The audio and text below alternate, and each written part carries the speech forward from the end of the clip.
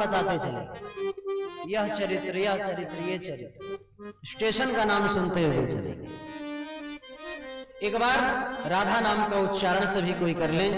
बोलो राधे राधे, राधे राधे, राधे राधे। प्रेम से बोलो भक्तवत्सल भगवान की जय। आइए चिंता से चिंतन की यात्रा करें, चिंता को छोड़ करके चिंतन की यात्रा में हम चले। आजकल चुप चिंता नहीं छोड़ना चाहते, हर व्यक्ति अपने चिंता लिए बैठा। भी बहुत लोग बैठे होंगे, अब परेशान होंगे, घर जाएंगे, खाना बनाना, ये करना है, बेटा ऐसा है, बेटी ऐसी। यह जो कथा है ये चिंता से चिंतन की ओर ले जाती है। चिंता छोड़ना नहीं चाहते, चिंतन करना नहीं चाहते। हाँ? अगर चिंता को पकड़े रहोगे तो भैया चिंता चिता की ओर ले जाती है और चिंतन भगवान की ओर ले जाता है, प्रभु दर्शन कराता है। चिंता करते रहोगे तो चिता में जाओगे, फिर से जन्म लोगे, फिर से इस धरती में आओगे, फिर से किसी माई के पेट से जन्म लोगे, फिर आना जाना चक्कर बना रहा। ये किस काम का? कोशिश करना चाहिए आवागमन से छुटकारा मिल जाए। वैकुंठ चलो, पुनरपि जन्मम पुनरपि मरणम पुनरपि जननी जठरे शयनम, भज गोविंदम भज गोविंदम भज गोविंदम मूढ़मते। गोविंद भजो, गोविंद भजो, गोविंद भजो। आइए, कल हम सभी ने मनु जी की 3 बेटियां 2 पुत्र थे, सुना है ना? एक का नाम है उत्तानपाद, एक का नाम है प्रियव्रत। आकुति, देवहूति और प्रसूति। देवहूति की कथा कल आपने सुनी, कपिल भगवान के साथ विवाह नहीं, कपिल भगवान उनके घर में प्रकट हुए पुत्र रूप में, क्षमा करिए। प्रसूति दक्ष प्रजापति से विवाह हुआ। सती, सती के साथ क्या हुआ सब आप जानते हैं, बहुत बताने की जरूरत नहीं। समय का अभाव में इस प्रसंग को और थोड़ा विस्तार कर, क्यों सती और शिव का विवाद हुआ, क्यों, ऐसा कारण क्या पड़ा? इसके रीजन को कभी मौका मिलेगा फिर आना होगा, तो जो इस बार छूट गया है ना वो अगली बार बोलेंगे, अगली बार बोलेंगे। प्रेम से बोलो राधे राधे। आइए चतुर्थ श्रीमद् भागवत के 4थे स्कंद में हम सभी प्रवेश करें। जायोत्तानपादस्य सुनीतिः सुरुचिस्तयो, सुरीचिः प्रेयसी पत्नी, नेतरा यस्सुतो ध्रुवः। आइए ध्रुव जी की थोड़ी सी कथा सुनेंगे, उसके बाद आगे बढ़े। आज बड़ी कथा है, ध्रुव जी की कथा है, फिर भरत जी की कथा है, वृत्तासुर संवाद है, अजामिल संवाद है, और उसके बाद प्रहलाद जी का चरित्र। भाग दौड़ ज्यादा है, समय का बहुत अभाव है, 4:20 हो गए। मेरी कोशिश रहेगी कि समय के दायरे में पूरी कथा कर लो, और आप भंडारा भी कर लो।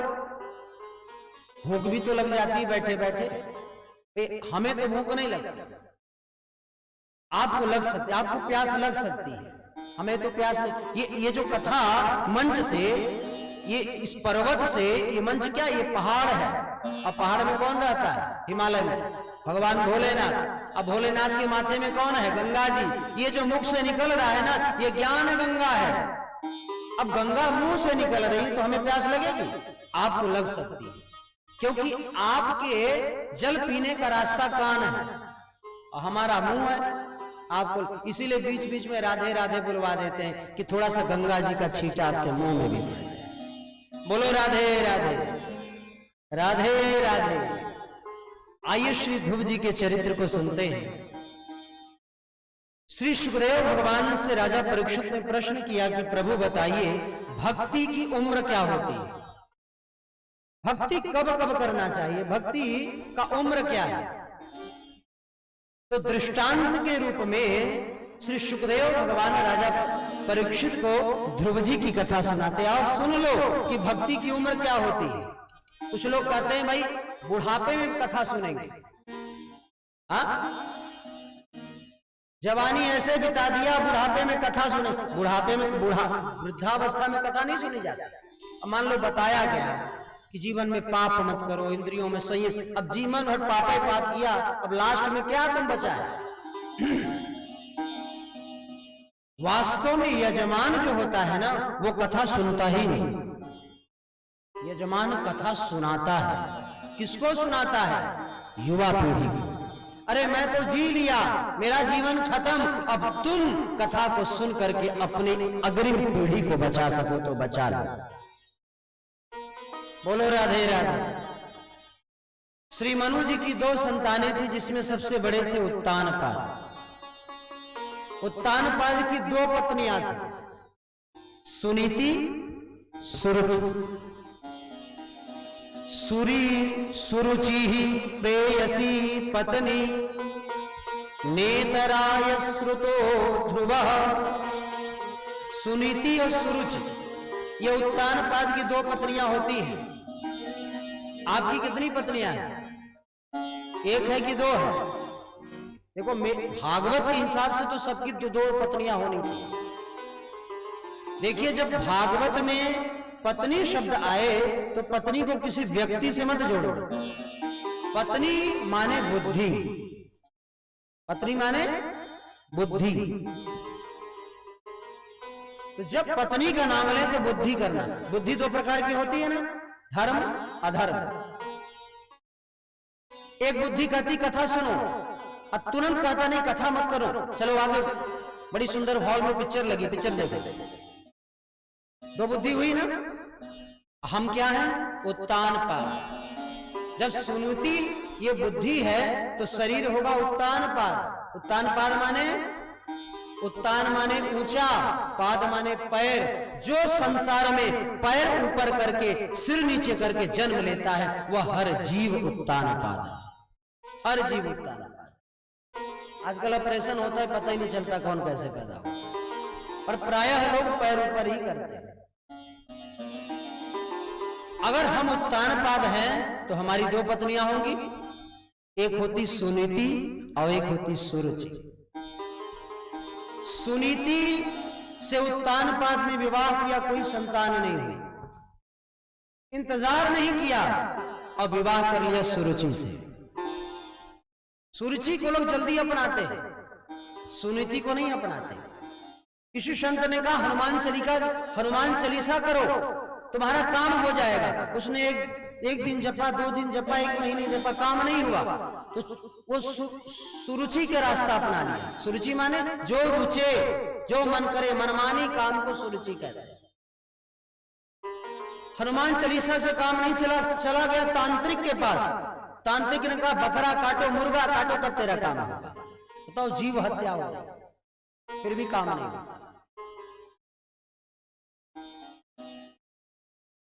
देखो भैया, तांत्रिक, ये तंत्र, मंत्र और यंत्र, ये 3 ही चीजें हैं।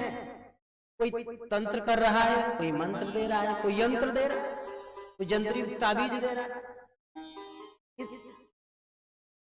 ये क्या है?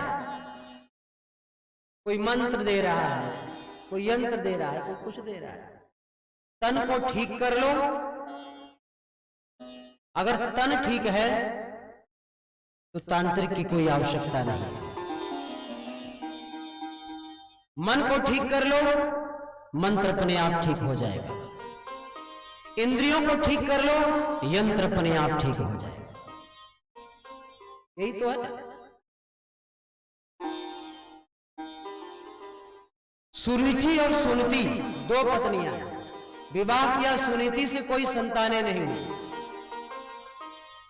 और फिर सुरुचि से विवाह कर लिया। सुरुचि से विवाह करते ही ज्यों सुरुचि आई, तो सुरुचि आ गई ना मनमानी। ज्यों सुरुचि आई, सुरुचि ने कहा सुनो जी, जब तक हम हैं तो हमारे रहते हम तो अपनी सौतन को नहीं देख सकते। काम करो, इसको राज्य भवन से निकाल दो। सुनीति वास्तव में गौ थी, सच में पतिव्रता थी। पति ने कहा सुनीति राज्यसभा को छोड़ करके निकल जाओ। सुनीति ने कहा चले जाएंगे। बोले जाओ, बोले चले जाएंगे, आप थोड़ा सा आगे तो बढ़ो, आप जाओ मैं चली जाऊंगी।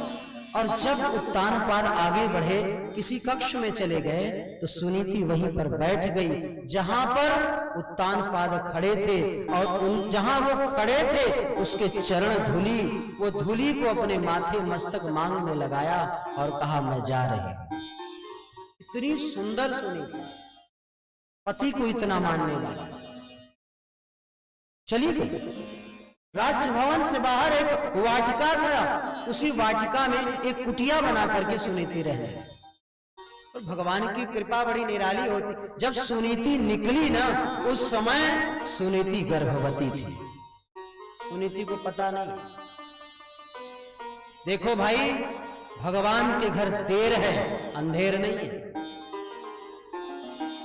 इंतजार करो, एक न एक दिन भगवान मिलेंगे, और इंतजार का फल मीठा होता है। इंतजार करो। आप फोन लगाते हो ना, कोई कहता है ये हनुमान चालीसा इतना जपे, इतना मंत्र किया, इतना ग्रह जप किया, कुछ फल नहीं मिल रहा है, इंतजार करो। देखो भाई, ये मंत्र क्या है, आज के समय में अगर कह ले तो यह मंत्र आज ये तरंगे हैं। जैसे मोबाइल से आप बात करते हो ना, फोन लगाया, एक बटन दबाया, सीधे अमेरिका में हेलो, 1 सेकंड के अंदर। कैसे हुआ? तरंगों से हुआ। रे हैं, रेस निकलती हैं, एक दूसरे को कनेक्ट करती हैं, डायरेक्ट कॉल हो जाता है, कॉलिंग शुरू, बात शुरू। ये मंत्र भी आज के समय में हम कहें तो ये तरंग है। आपका कोई एक नंबर हो सकता है, 2 नंबर हो, भगवान के हमारे बहुत सारे नंबर हैं। दुर्गा जी के 1000 नाम है, 1000 ये मंत्र है। सरस्वती जी के 1000 नाम है, काली जी के 1 नाम, शिव जी के हैं, सबके नाम है, बहुत सारे मंत्र हैं। अब भगवान के जब ये मंत्र मोबाइल नंबर हैं तो डायल करो, डायल करते रहिए, करते रहिए। कभी कभी होता है नंबर सही रहता है, तो फोन लगाए तो पता चलता है आप जिस नंबर पे कॉल कर रहे हैं वो अभी व्यस्त है। भगवान व्यस्त होंगे? भगवान के एक भक्त थोड़े ना है, भगवान के तो अनेक भक्त है। इंतजार करो। आप करते हो ना फोन लगाते रहो, जब तक व्यस्त, जब तक घंटी नहीं जाती, आदमी बार बार डायल करता है, बार बार। कभी कभी होता है कि नंबर भी सही है, फिर कहता है कि आप नेटवर्क क्षेत्र से बाहर है। नेटवर्क क्षेत्र, थोड़ा क्षेत्र में जाओ, भगवान के समीप जाओ, थोड़ा सा नजदीकी बढ़ाओ, उस मंत्र में आकर्षण करो, उस मंत्र से श्रद्धा प्रकट करो, उस मंत्र से भक्ति प्रकट करो भगवान के नजदीक। और कभी कभी होता है कि सीधे फोन लग जाता है, और जिस दिन लग जाता है ना, जिस दिन लग जाता है, वह फिर ध्रुव और प्रहलाद बन करके संसार में विचरण। बोलो राधे राधे, राधे राधे। सुनीति निकाल दी गई। सुरुचि को भी एक संतान हुई, नाम रखा उत्तम। सुरुचि जो सौतन थी सुनीति की, दूसरा विवाह जो उत्तानपाद ने किया। धीरे धीरे बच्चा तो पैदा हुआ, बड़ा हुआ। इधर समय आया, धीरे धीरे सुनीति के बच्चे गर्भाधान। कोई नहीं साथ देने वाला मेरे प्यारे, और जिसका साथ कोई नहीं देता उसका साथ भगवान देता। जाको राखे साइया मार सके ना को। जब सुनीति प्रसव पीड़ा से पीड़ित होने लगी, चिल्लाने लगी, रोने लगी, हाय हाय करने लगी, कोई रक्षा करो, कोई आओ मदद करो, पर सबको बोल दिया गया था राज्य में कोई भी सुनीति की मदद नहीं करेगा, कोई भी नहीं करेगा। उस समय किसने मदद किया? कथा सुने हैं। जब सुनीति प्रसव पीड़ा से चिल्लाने लगी, उस समय चारों तरफ वृक्ष थे, सारे वृक्षों ने सुनीति को अपने ढक लिया है, झुक गए वृक्ष। और उन वृक्षों के बीच में श्री सुनीति माता ने ध्रुव जी को जन्म दिया। ध्रुव जी को जन्म दिया। सुनीति तो अचेत अवस्था में थी, बेहोश थी। उस समय ध्रुव जी को साफ किसने किया? कथा सुने हैं? वहीं थोड़ी दूर में एक गाय, जैसे सुनीति ने अपने बच्चे को जन्म दिया था, वैसे ही उस गाय ने भी अपने बच्चे को जन्म दिया। उसी समय कहते हैं गाय अपने बच्चे से सबसे ज्यादा प्यार करती है। गाय अपने बच्चे से, अपने बच्चे को छोड़ करके नहीं, पर उस जन्मे हुए बच्चे को छोड़ करके वह गाय बच्चे को छोड़ दिया और चली गई सुनीति के पास, और ध्रुव जी को चाट चाट करके एकदम सुंदर बना दिया, निर्मल बना दिया, और 2 आंसू सुनीति के ऊपर गिराया और कहा, मेरा भी बच्चा जन्म लिया है, मैं जा रही हूं अपने बच्चे के पास, अब ये संभालो अपना बेटा, संभालो। यह भाव, यह दृश्य देख करके ऊपर देवता भी अश्रुधारा प्रकट कर रहे हैं, झरझर धरने, जिसका कोई साथ नहीं देता, मेरे परमात्मा उसका साथ देते हैं। समय बदला, चंद्रमा की भांति ध्रुव जी महाराज बड़े होने लगे, ध्रुव नाम रखा, धीरे धीरे बड़े होने लगे। किसी ने पूछा, ध्रुव जी बार बार पूछते थे, मां मेरे पिता कौन है? बोले बताएंगे कभी। बार बार पूछते थे, 1 साल बीत गया, 2 साल बीत गया, 3 साल बीत गया, बार बार पूछे कि मेरे पिता कौन है? मैया कहती बताएंगे, समय आएगा तो बताएंगे। एक दिन एक ध्रुव जी के मित्र थे, बालक थे, उस बालक ने कहा, अपने पिता को खोज रहे हो? अरे हम बताते हैं तुम्हारे पिता कहाँ है, चलो। महाराज हाथ पकड़, तब ध्रुव जी महाराज 5 साल से कुछ महीना कम, पूरे 5 साल के नहीं थे, कुछ महीना कम रहा। वो लेकर के गया और कहा कि ये देखो, ये तुम्हारे पिता हैं, उत्तानपाद सिंहासन में बैठे। उस समय उत्तानपाद उत्तम को बैठाए हुए थे, सुरुचि के बेटे को बैठाए थे। अब बेटा ध्रुव जी वास्तव में सुंदर बहुत थे, एकदम श्याम सुंदर कृष्ण भगवान को समझ। सुंदर बेटा हो, बच्चा होता ही ऐसा लगता है इसको गोद में उठा ले। तो उस बालक ने कहा, ओ राजा साहब, ये आपका बेटा ध्रुव, सुनीति इसकी मां है। जब राजा साहब को पता चली ध्रुव मेरा बेटा है, महाराज उत्तम को उतार करके ध्रुव जी को गोद में ले लिया, गोद में ले लिया। जो गोद में लिया, बगल में सुरुचि खड़ी थी, सौतेली मां कह ले, पर ये ध्रुव जी नहीं कह रहे, ध्रुव जी तो मां ही कहते हैं। बगल में गोद में बैठा ध्रुव हाथ पकड़ करके सीढ़ियों से घसीटते हुए राज मंच से नीचे उतार करके खड़ा कर दिया और कहा, बेटा क्या कर रहे हो? बोले मां, मैं पिता के गोद में नहीं बैठ सकता। बोले बैठ सकते हो। बोले मैं सिंहासन में नहीं बैठ सकता। बोले बैठ सकते हो, पर तेरे बैठने की विधि सही नहीं, विधि ठीक कर लो, ठीक हो जाए। बोले कौन सी विधि? बोले तपसाराध्य पुरुषम तस्यैवानुग्रहेण गर्भे त्वं साधयात्मानं यदीक्षसि कृपाशनं। बोले विधि तुम्हारी ठीक नहीं है राजन पुत्र। बोले क्या करें? बोले तपसाराध्य पुरुषम, वह परम पुरुष परमात्मा का तप करो। बोले ठीक है करेंगे। बोले जब तप करना तो जब भगवान मिले ना तो भगवान से एक चीज मांगना। बोले क्या? बोले भगवान से कहना प्रभु मेरी मृत्यु हो जाए और मर करके मैं सुनीति के सुरुचि के गर्भ से पैदा हो। जब जिस दिन तो मेरे गर्भ से पैदा होगा उस दिन तो इस सिंहासन में बैठने योग्य। महाराज ध्रुव जी फपक फपक कर रोने लगे। यहां पर लिखा है कि जैसे सांप के पूंछ में कोई लात मार दे और सांप फुफकार करके खड़ा हो जाता, वैसे ही ध्रुव जी महाराज फुफकार करके खड़े हो गए, चिल्ला रहे हैं, रो रहे हैं।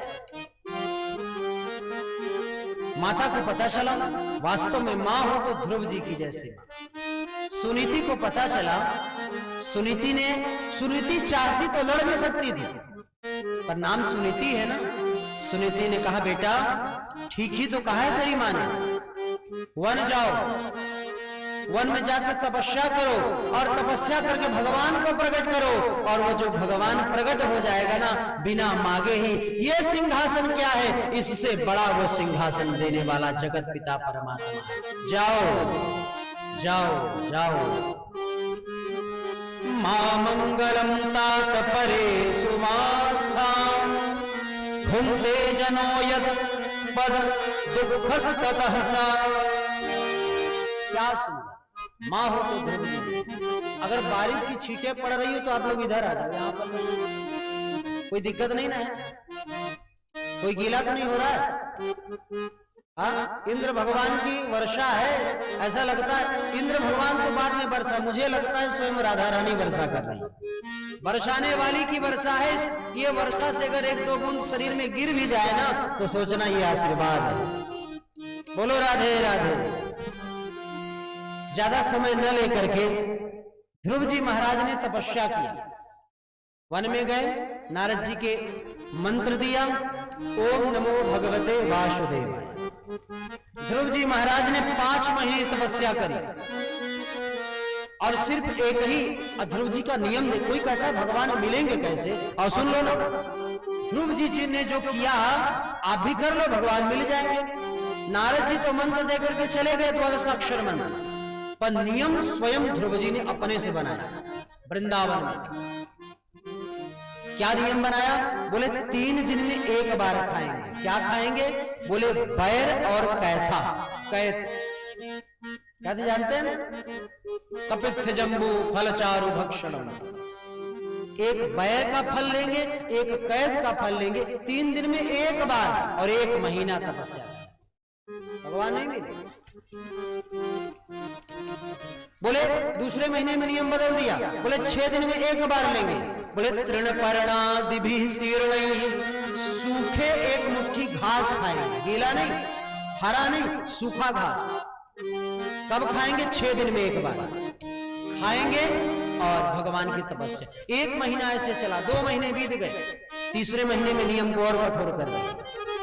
बोले क्या, बोले 9 दिन में एक बार लेंगे। क्या, अब भक्षम, 9 दिन में एक बार जल पिएंगे और 1 महीना तपस्या करें।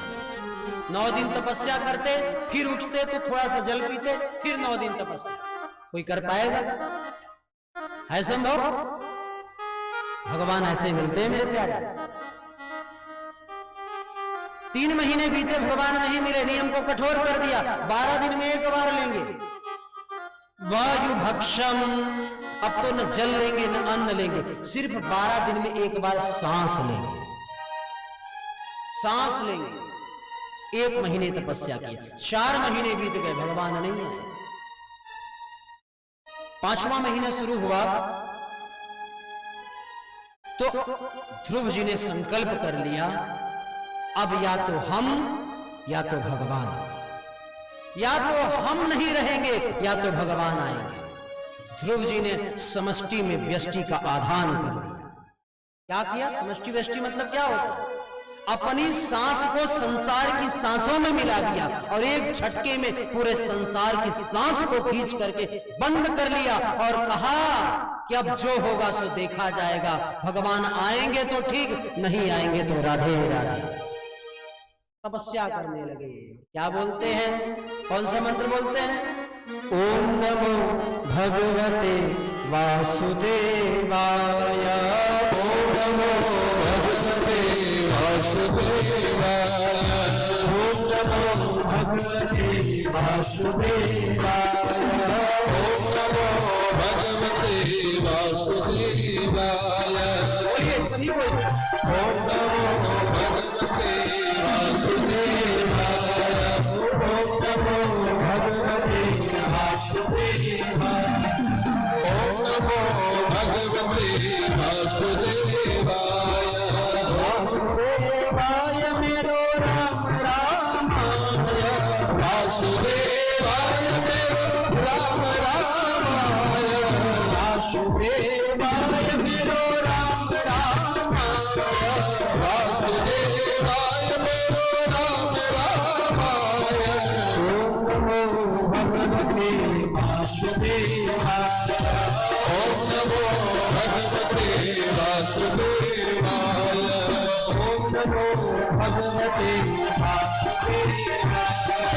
ओम नमो भगवते वासुदेवाय हरि बोल।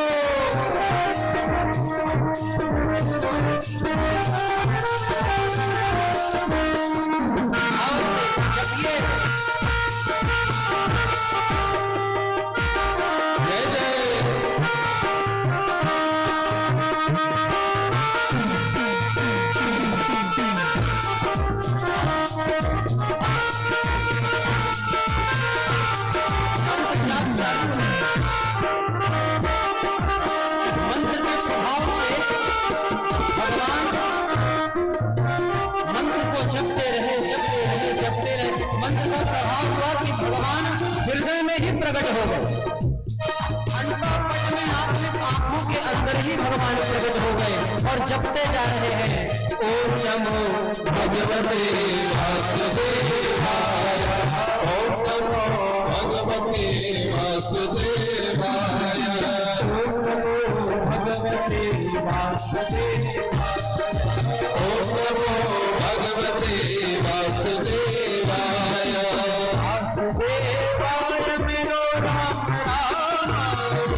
वासुदेवाय मेरो राम रामाय वासुदेवाय मेरो विठ्ठलेश्वराय रामदेवाय मेरो विठ्ठलेश्वराय ओम नमो भगवते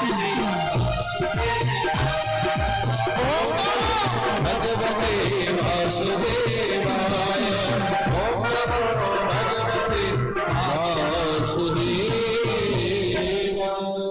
बोलो भक्तवत्सल भगवान की जय।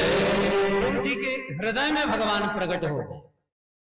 बड़ी परेशानियां आई ध्रुव जी को, देवताओं ने परेशान भी करा, पर ध्रुव जी तपस्या में लीन रहे। अंतिम संकल्प या तो मैं या तो भगवान, आर पार की लड़ाई आज है। इधर ध्रुव जी महाराज को मंत्र किसने दिया है? नारद जी ने। नारद जी महाराज ने कहा मेरा चेला मर जाएगा और ये नारायण बैकुंठ में बैठा है। दौड़े दौड़े गए बैकुंठ और बैकुंठ में जाकर के देखते हैं कि लक्ष्मी के बगल में भगवान गायब है। लक्ष्मी जी से पूछा कि कहां है भगवान? बोले वो पता नहीं, 4 महीने से गायब है। 4 महीना क्या 5 महीने हो गए, 5 महीने से वो नारायण गायब है। बोले बताओ, एक हमारा भक्त है अंतिम सांस लेने को मर जाएगा और ये 4-5 महीना से घूम रहे हैं, कहते हैं भगवान है। नारद जी को बड़ा गुस्सा है। बोले ये बताइए लक्ष्मी जी वो गए कहां हैं? बोले पता तो नहीं, पर इसी रास्ते से निकले हैं, इसी रास्ते से गए, आप भी चले जाओ। जाकर के जब चलने लगे तो बैकुंठ के बराबर एक बहुत बड़ा महल, अगर कोई देखे कि बैकुंठ अच्छा है कि वह महल अच्छा है तो कहेगा वो महल बहुत सुंदर है, बैकुंठ बेकार है। उस महल में बैकुंठ से भी ज्यादा सुख सुविधाएं हैं।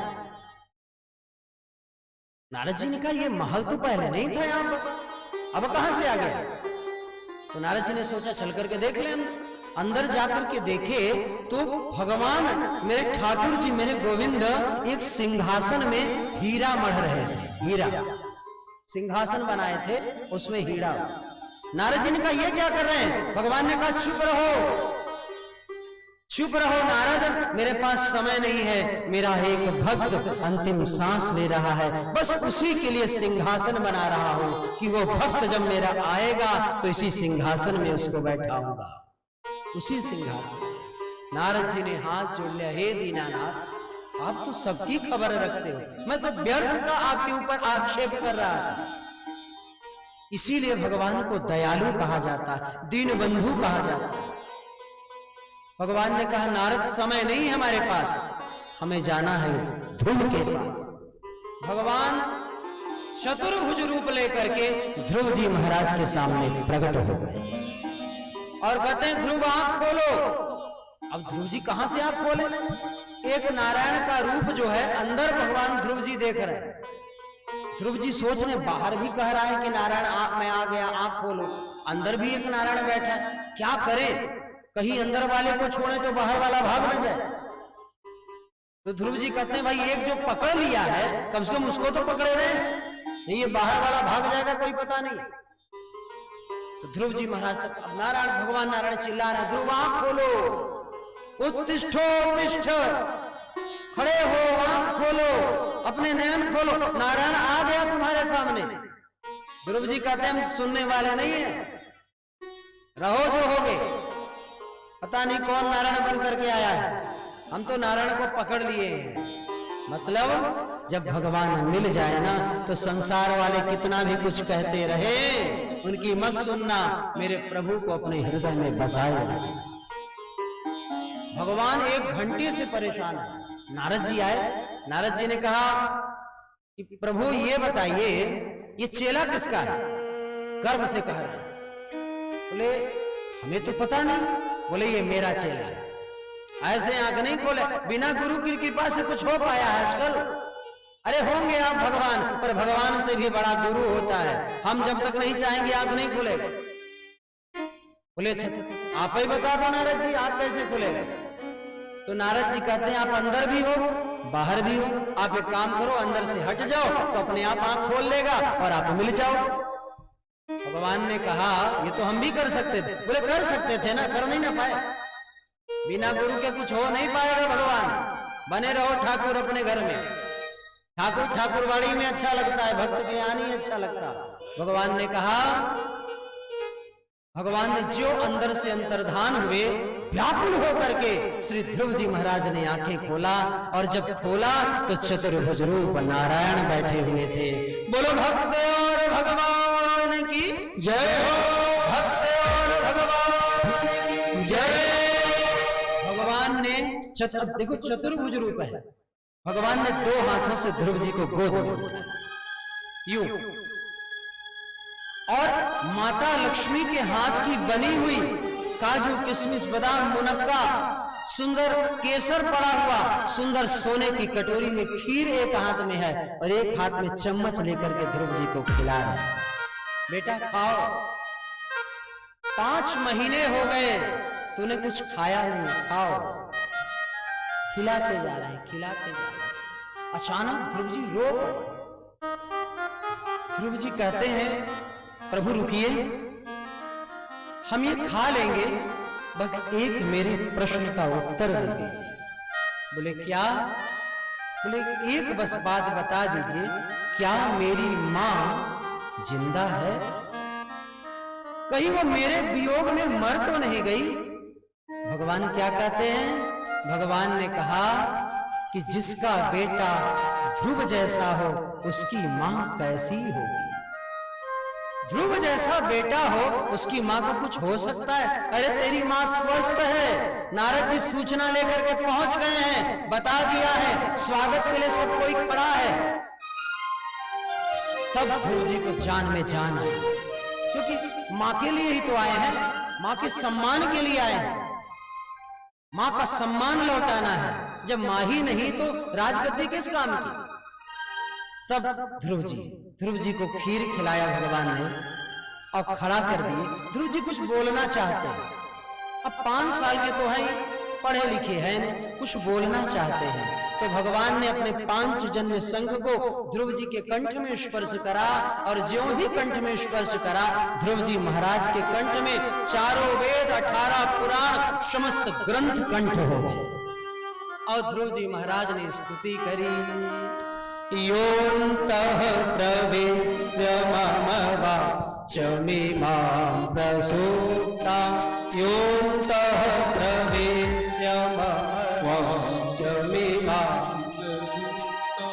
सञ्जीवयत्यखिलशक्तिधरः स्वधाम्ना, सञ्जीवयत्यखिलशक्तिधरः स्वधाम्ना, अन्याश्च हस्तचरण श्रवणत्वगादीन् प्राणान्नमो भगवते पुरुषाय तुभ्यम्।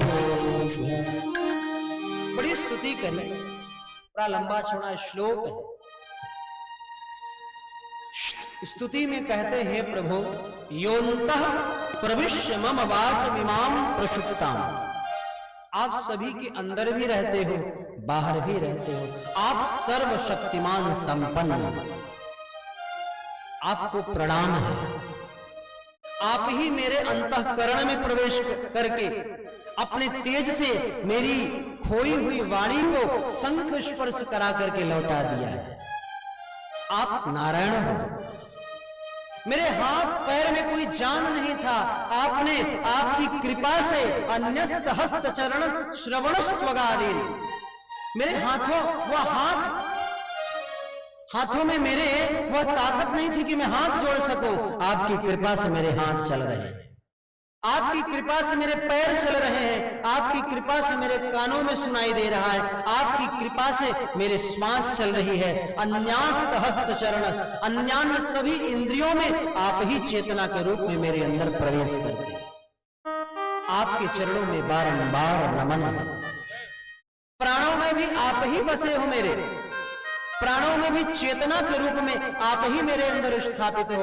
हे गोविंद, आपके चरणों में बारंबार नमन। मैं आप अंतर्यामी को भगवान आपके चरणारविंद में यह दास ध्रुव बार बार नमन करता है, प्रणाम करता है। प्राणाम नमो भगवते पुरुषाय तुभ्यम। बड़ी सुंदर स्तुति किया। भगवान आशीर्वाद में कहते ध्रुव मांगो क्या चाहिए। ध्रुव जी तो सिंहासन मांगने आए हैं। ध्रुव जी ने कहा प्रभु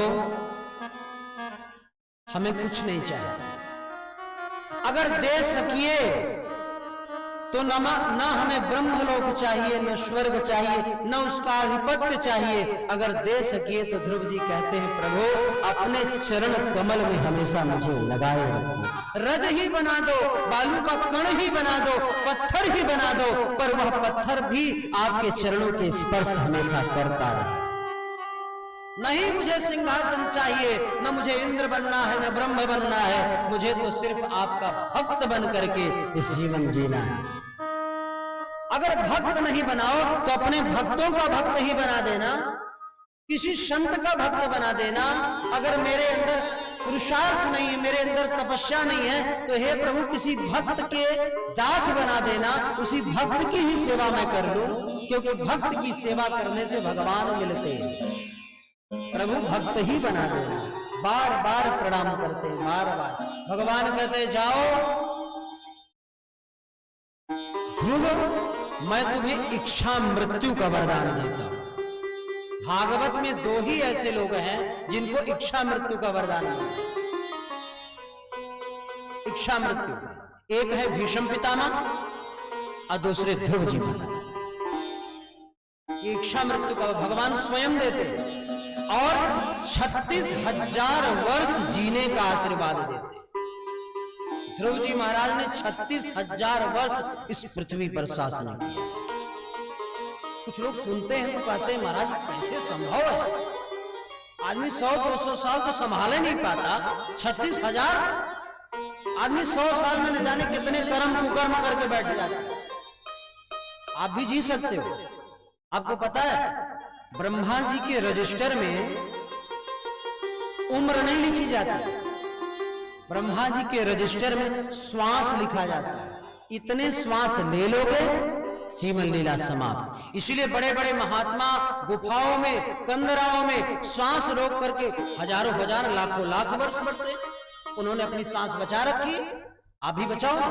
इसीलिए हमारे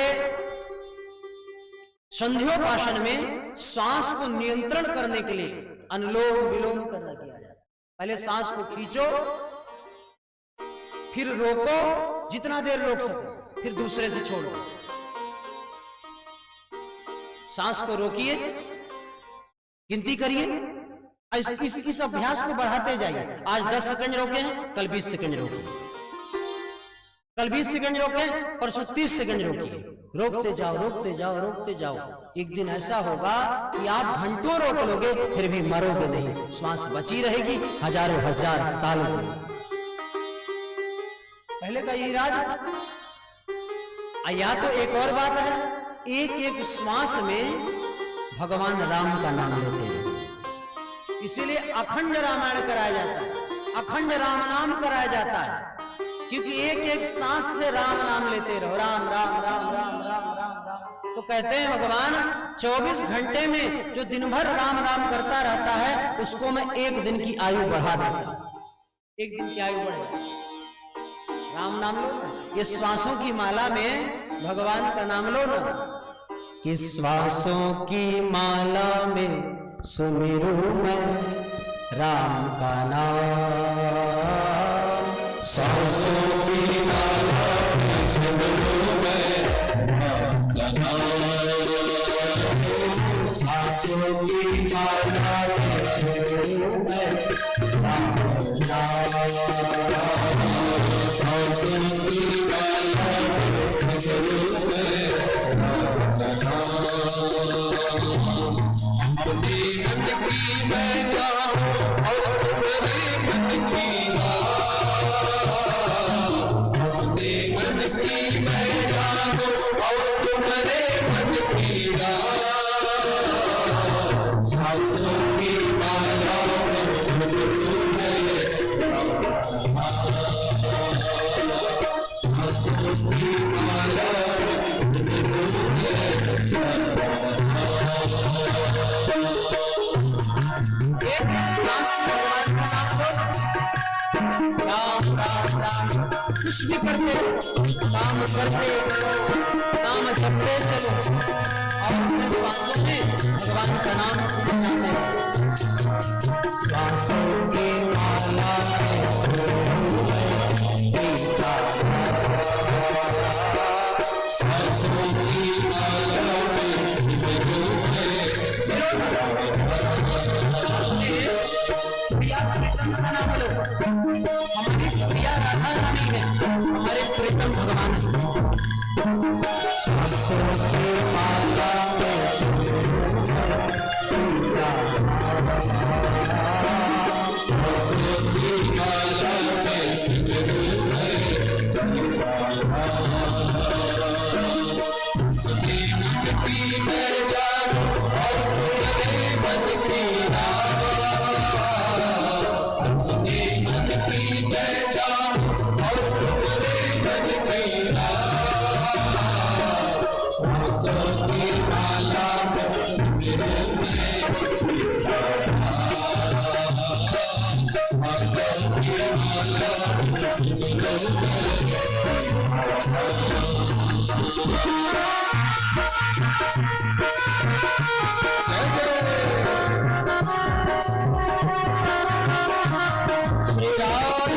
राधे। माला में सुमिरूं मैं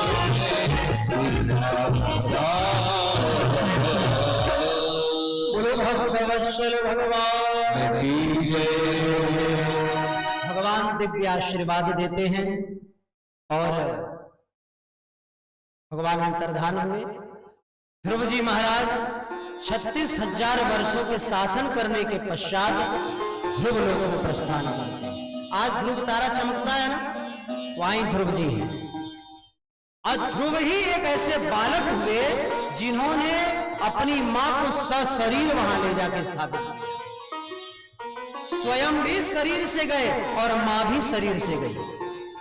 बेटा हो तो ऐसा हो ध्रुव जैसा। शरीर यहां का शरीर यहां नहीं छोड़ा, ये शरीर वहां चला गया, वहां तक। श्री ध्रुव जी महाराज ये भक्त और भगवान की महिमा का जितना भी गुणगान करे उतना कम है, समय का अभाव। आइए श्रीमद् भागवत के 5वें स्कंद में श्री भरत जी का चरित्र का वर्णन है। इसके पहले पृथु जी की कथा है। भगवान पृथु बन करके आए, पृथ्वी का दोहन करते हैं, सभी संसार वासियों को सबको संतुष्ट करते हैं, 100 अश्वमेध यज्ञ करते हैं और उसके बाद वन में जाकर के भगवत तपस्या करते हुए अपने शरीर को भगवान में लीन कर दिया। पुरंजन की कथा आई है, दिव्य पुरंजन की कथा श्री सुखदेव भगवान राजा परीक्षित को सुनाते हैं। राजा परीक्षित ने प्रश्न किया कि प्रभु बताइए कि इस भारतवर्ष का नाम भारत क्यों पड़ा? और आपने सुनाया था अभी कि मनु जी की 2 संतानें थी, अभी उत्तानपाद की हमने सुना है प्रियव्रत के घर में एक प्रतापी बेटा हुआ था इन्हीं के वंश में, जिसका नाम था भरत, और हमने सुना है उसी के नाम पे भारत पड़ा। बोले सही सुना है। प्रियव्रतो भागवत आत्मा रामः कथं मुने गृहे रमतयन्मूलः कर्मबन्धः पराभवः।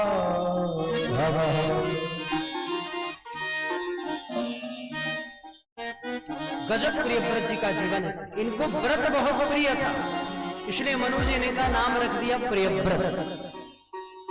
बड़े बड़े काम किए।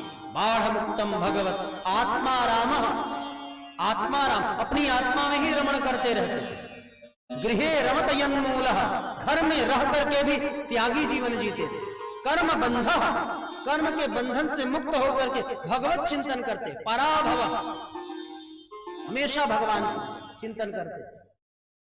बाढ़ मुक्तम भगवत उत्तम श्लोकस्य श्रीमच्चरणारविंद मकरंद रस, हमेशा भगवान के चरणों का रसास्वादन किया करते थे। ऐसे श्री प्रियव्रत जी महाराज। कथा तो बड़ी लंबी है। प्रियव्रत जी के 10 पुत्र हुए, 1 कन्याएं हुई।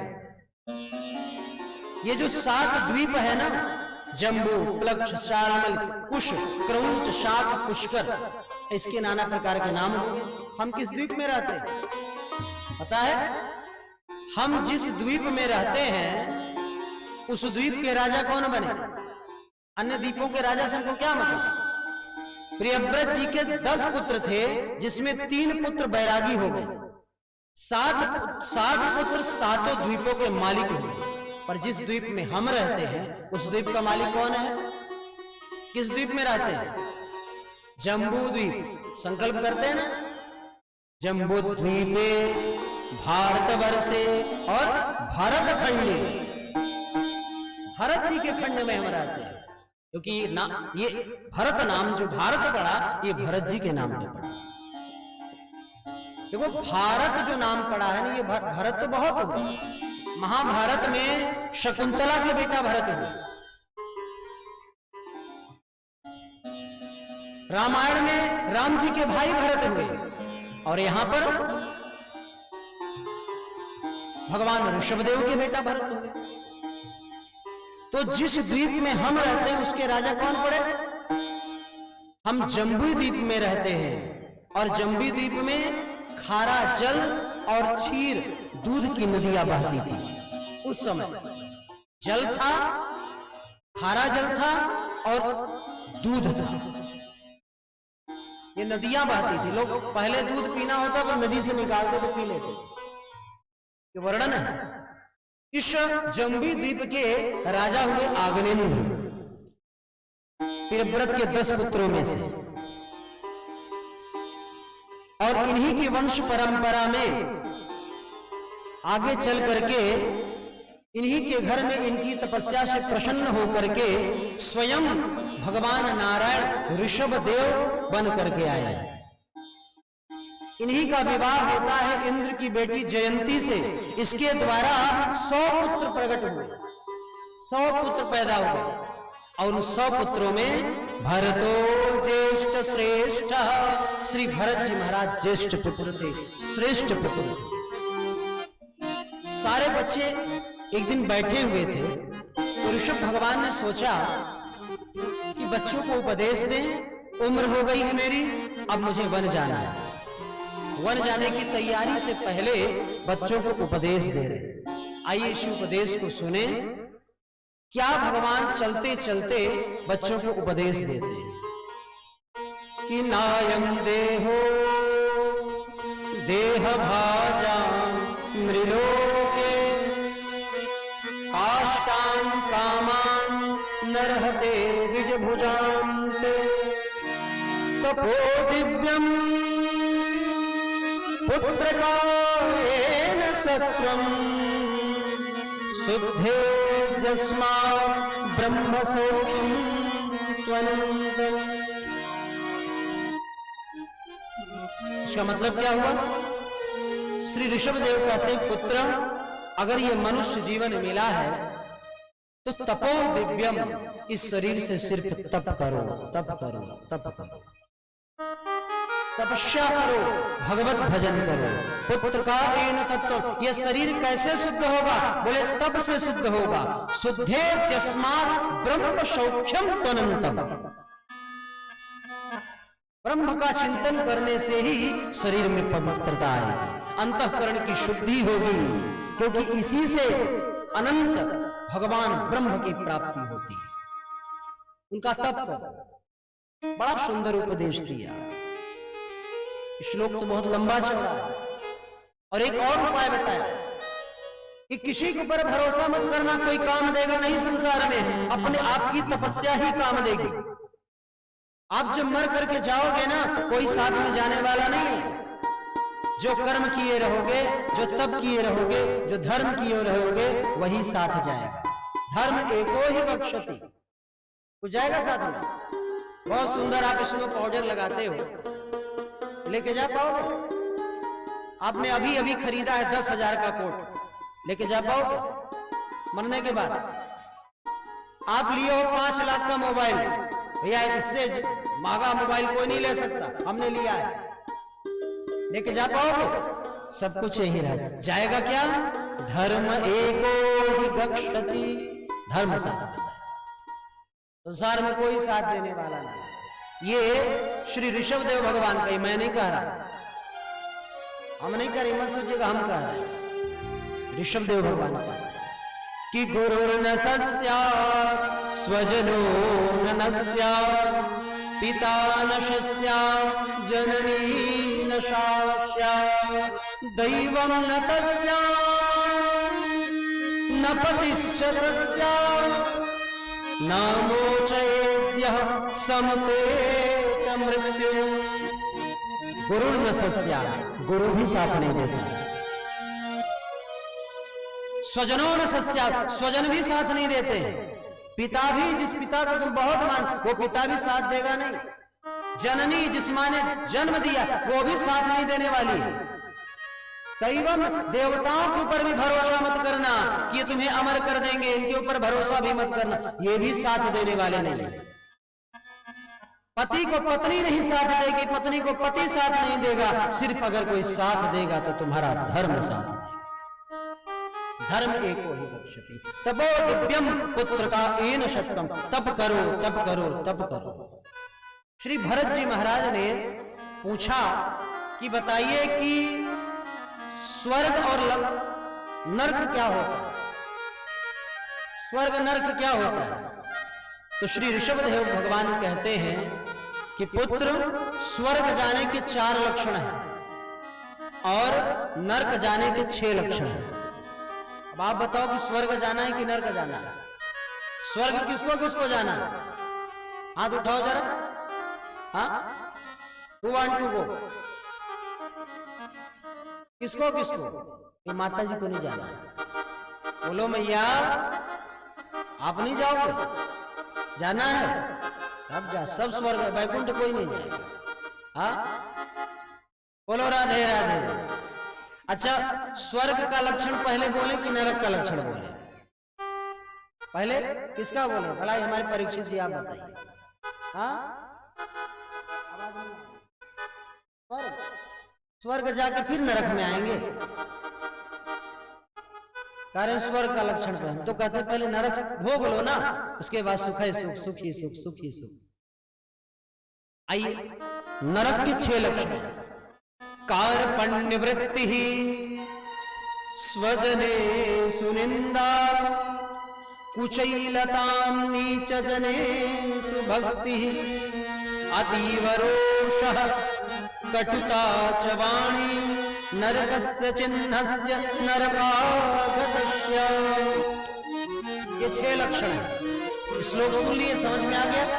आगे बढ़े, समझ में आया? इसीलिए कहते हैं कुछ संस्कृत पढ़ना चाहिए। देखो भाई, 3 चीज है, संस्कृत, संस्कृति और संस्कार। इनमें से कुछ तो पढ़ा लो। संस्कृत ना पढ़ा पाओ, संस्कृति पढ़ाओ, संस्कार जो बन सके। अगर ये जानकारी होती, श्लोक बढ़ के आगे बढ़ जाते, सीधे चलते नरसिंह भगवान के पास खंबा तोड़वाना। बोलो राधे राधे। कार्पण्य वृत्ति, कार्पण्य वृत्ति जिसकी होती है वह व्यक्ति नरक जाता है। कार्पण किसको कहते? कार्पण कहते हैं कंजूस व्यक्ति, मक्खी चूस। तो 3 प्रकार के कंजूस होते हैं, कृकल, कृपण, कार्पण्य। कृकल माने खुद भी खाएंगे, परिवार को भी खिलाएंगे, पर कोई मांगने आएगा दरवाजे में तो मार के भगा देगा, वो कृकल है। एक होता है कृपण, मतलब खुद तो खाएंगे, पर कोई अगर बच्चा कह देगा कि पापा हमें भी दो ना 1 पैकेट बिस्किट, अरे बस करो, हम मालिक हैं, कमाने वाले हैं, हम खाएंगे ना, कोई नहीं खाएगा, उसे कहते हैं कृकल। एक होता है कार्पण्य, कार्पण माने न खाएंगे, न खिलाएंगे, न किसी को देंगे, बस देखते देखते मर जाएंगे, पर न खाने देंगे न खिलाने देंगे, उसे कहते हैं कार्पण्य। तो कार्पण्य को कहा गया है कि कार्पण्य व्यक्ति नर्क जाता है। एक दक्षिण भारत की बड़ी सुंदर कथा है, सुना भी होगा, ये उपनिषद का दृष्टांत है, शास्त्र का है। एक व्यक्ति था, वो बचपन से 5 साल का जब हुआ तो उस समय से घी खाना शुरू किया और जीवन भर घी खाया महाराज। एक छोटी सी शीशी में घी रखा था 5 साल की उम्र में, अब घी रखा, वो छोटी शीशी जब वो 100 साल का हो गया तो भी उतने बचा रहा और जिंदगी भर घी खाया। जिंदगी भर करता क्या था जानते? जब खाना आ जाए तो ढक्कन खोले और सूंघ ले और रख दे, बोले बस ताकत आ गई घी की। ऐसे व्यक्ति को कार्पण्य कहते हैं। धीरे धीरे उम्र बीता, बूढ़ा हो गया, आंखों से दिखाई कम देने लगा, विवाह हो गया था, तो अब खाना आया, पत्नी ने खाना दिया, पत्नी ने कहा खाओ, तो खाने लगे, बोले ओ घी की शीशी कहां है? तुम जानती हो मैं बिना घी का नहीं खाता, तो घी लेके ला कर रखो, बिना घी का मैं भोजन नहीं करता हूं। तो पत्नी ने घी लाकर रख दिया और कहा खा लो। बोले हाथ मेरा जकड़ा हुआ है, काम करो ढक्कन खोल दो। तो ढक्कन पत्नी ने खोल दिया, बोले खा लो। तो ज्यों ढक्कन खोल के पत्नी तो चली गई, अचानक एक मक्खी उसमें गिर गई। पत्नी आई तो कही कि घी खा लिए, बोले नहीं दो। तो पत्नी ने देखा कि उसमें एक मक्खी गिरी, तो मक्खी को निकाल के बाहर, बोले क्या फेंक रही हो? बोले उसमें मक्खी गिर गई है। मक्खी को फेंक, बोले मक्खी को फेंक रही? अरे उसमें शरीर में न जाने कितना घी लगा होगा, अगर वो घी हम खा लें तो शरीर मेरा ताकतवर हो जाएगा। पत्नी ने कहा छी छी, अरे मक्खी आप खाओगे? बोले छोड़ो, तो उठाओ मक्खी को, शीशी बंद करो, सारा सुगंधी उड़ जाएगा, घी मक्खी उठाओ। जो मक्खी को उठाया और एक बार चूसा, चूस करके निकाला, कहा देखो घी लगा है। पत्नी ने कहा छी छी, कुछ नहीं लगा, फेंक दो। बोले लगा होगा थोड़ा मोड़ा, और चूसा। महाराज इतना चूसा, इतना चूखा कि पूरा मक्खी चूस गया, उसका नाम पड़ गया मक्खी चूस। ऐसे व्यक्ति को कहते कार्पण्य। ऐसा व्यक्ति नरक जाता है मेरे प्यारे। स्वजने सुनिंदा, जो अपने स्वजन की निंदा करता, अपने बंधु बांधव की निंदा करता, वह व्यक्ति नरक जाता है। कुचैलता, जो गंदे वस्त्र पहनता है, वह व्यक्ति नरक जाता है। गंदे वस्त्र भी नहीं पहनना चाहिए। गंदा का मतलब क्या होता है? गंदा मतलब होता है 24 घंटा बीत जाए और उस वस्त्र में जल न पड़ा, मतलब मटमैले हो चलेगा, फटे हो चलेगा, पर गंदे नहीं होना चाहिए। शास्त्र कहता है जिस कपड़े में जल पड़ गया, एक बार डुबो करके निचोड़ के फैला दे, वो वस्त्र साफ है, चाहे वो जैसा भी हो, वस्त्र पर ऐसा जो करता है उसे भी नरक जाना पड़ता है। जनेषु नीच जनेषु भक्ति ही, नीच जनों की जो भक्ति करता है, मतलब दुष्ट लोगों का जो संग करता है, दुष्ट लोगों का जो साथ देता है, ऐसा व्यक्ति भी नरक जाता है। साथ अच्छे लोगों का दो, नहीं तो न जाने फिर कौन सी सरकार आ जाए, क्या क्या हो जाएगा। इसलिए अच्छे साथ दो जो तुम्हारा हित कर सके, जो सनातन धर्म का परचम फैला सके, ऐसा साथ दो।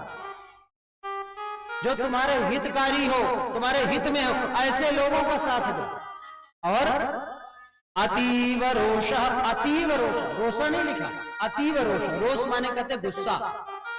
अधिक गुस्सा भी नुकसानदायक है, घर जला करके राख कर देता है। अजामिल के चरित्र में सुना होगा, धुंधकारी के चरित्र में। कटुता च वाणी, वाणी में जिसकी कटुता हो। मान लो एक गरीब आया मांगने 1 रुपया दे दो भैया, तो कुछ लोग होते ना तो दे देते हैं, कुछ लोग कहते ए हटो, महाराज हटाते भी हैं, साथ साथ 25 गाली भी सुना देते हैं। ऐसा व्यक्ति नरक जाता है। ये नरक के चिन्ह है, नरकस्य चिन्हस्य नरकागतस्य। आइए स्वर्ग में आते हैं। स्वर्ग तो सब जाना चाहते हैं, हम भी जाना चाहते हैं। आइए स्वर्ग चलते हैं। स्वर्ग की क्या लक्षण है? बोले दान प्रशस्तम मधुरा च वाणी देवार्चनम ब्राह्मण तर्पणम च चत्वारि चिन्हानि वसन्ति ये। ये 4 चिन्ह। दानम प्रशस्तम, क्या लिखा है? दान देने से। अच्छा, दान देना चाहिए, लिखा है दान देने का स्वभाव। दान दो न दो, पर दान देने का स्वभाव होना चाहिए। मान लो गरीब हो और घर में कुछ है नहीं, कोई गरीब आया मांगने लगा, तो आप ये कह सकते हो ना, देने की तो बड़ी इच्छा है पर अभी थोड़ी सी परेशानी है, फिर कभी प्रभु देंगे तो हम आपको जरूर देंगे। ये दान देने का स्वभाव बना। स्वभाव अच्छे बनेंगे तो भगवान वैसा आपको बना देंगे। जैसे मान लो ये कथा चल रही, बहुत लोगों के मन में होगा मैं भी कभी भागवत कराऊं, मैं भी ऐसे कराऊं। ये सोचने में क्या जाता है? सोच लो ना, भगवान से निवेदन करो, हे प्रभु जब मेरे पास भी वैभव होगा, पैसा आएगा, तो मैं भी ऐसी कथा बनाऊंगा, पंडाल बनाऊंगा, मंच बुलाऊंगा, कथावाचक को बुलाऊंगा और सुंदर कथा कराऊंगा। ये बोलने में क्या जाता है?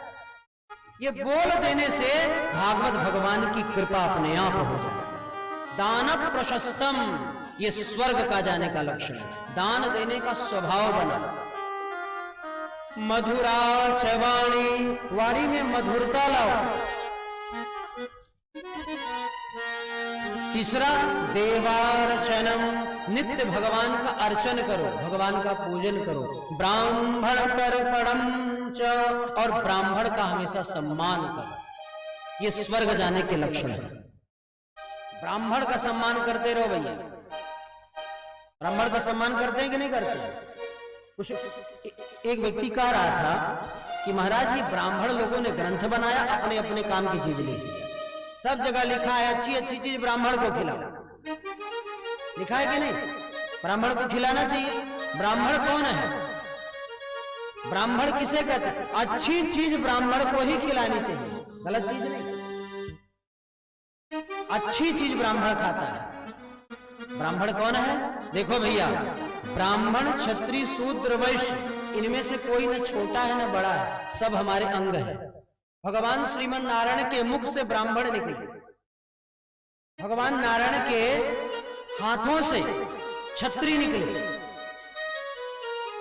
पेट से बनिया निकला और पैर से शूद्र निकले। अब आप बताओ कि कौन छोटा कौन बड़ा?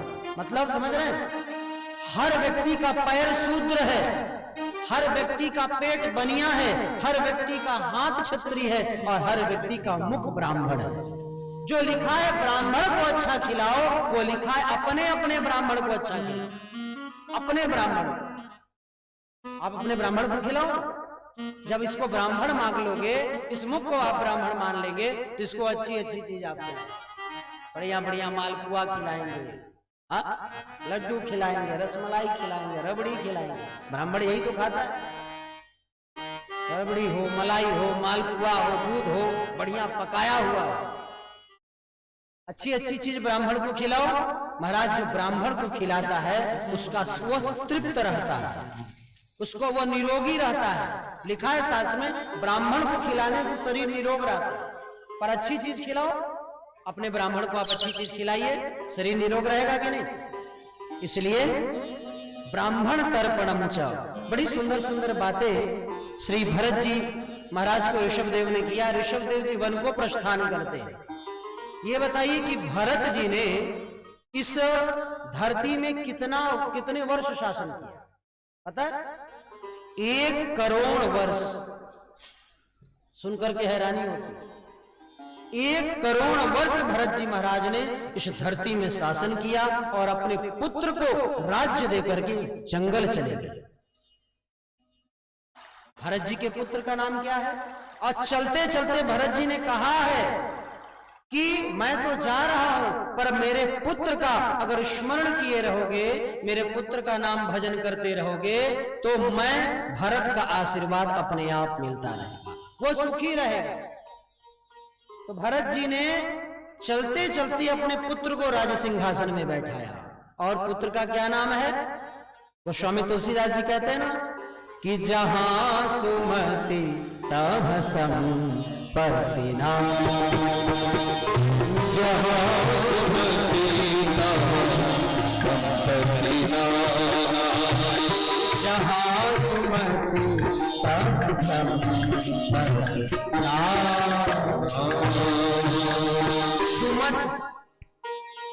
सुमति को अगर अपने घर में व्यक्ति बैठा ले, भरत जी के बेटे को अपने घर में बैठा ले, तो वह घर सुंदर बना रहा है।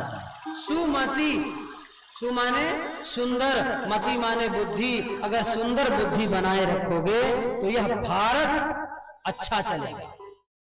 यह भारत कौन? यह शरीर ही मेरा भारत है।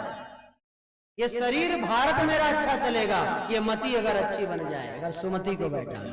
बोलो राधे राधे। वही भरत जी महाराज जंगल गए, जंगल में एक मृग से मोह हो गया, तो अगला जन्म मृग बन करके हुआ। वही भरत जी जब मृग शरीर छोड़ते हैं, तो एक ब्राह्मण के घर में, कानपुर क्षेत्र में एक ब्राह्मणी के घर में जन्म लेते हैं, ब्राह्मण बनकर। बहुत दिन उस घर में भी नहीं रहे, पागल के समान रहते थे। लोग कहते थे ये जड़ है, पर पिताजी ने उनका उस जन्म में भी भरत नाम रखा और भाइयों ने रख दिया जड़ भरत।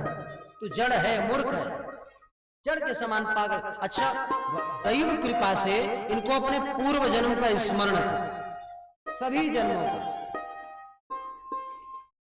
इनकी बड़ी सुंदर कथा है।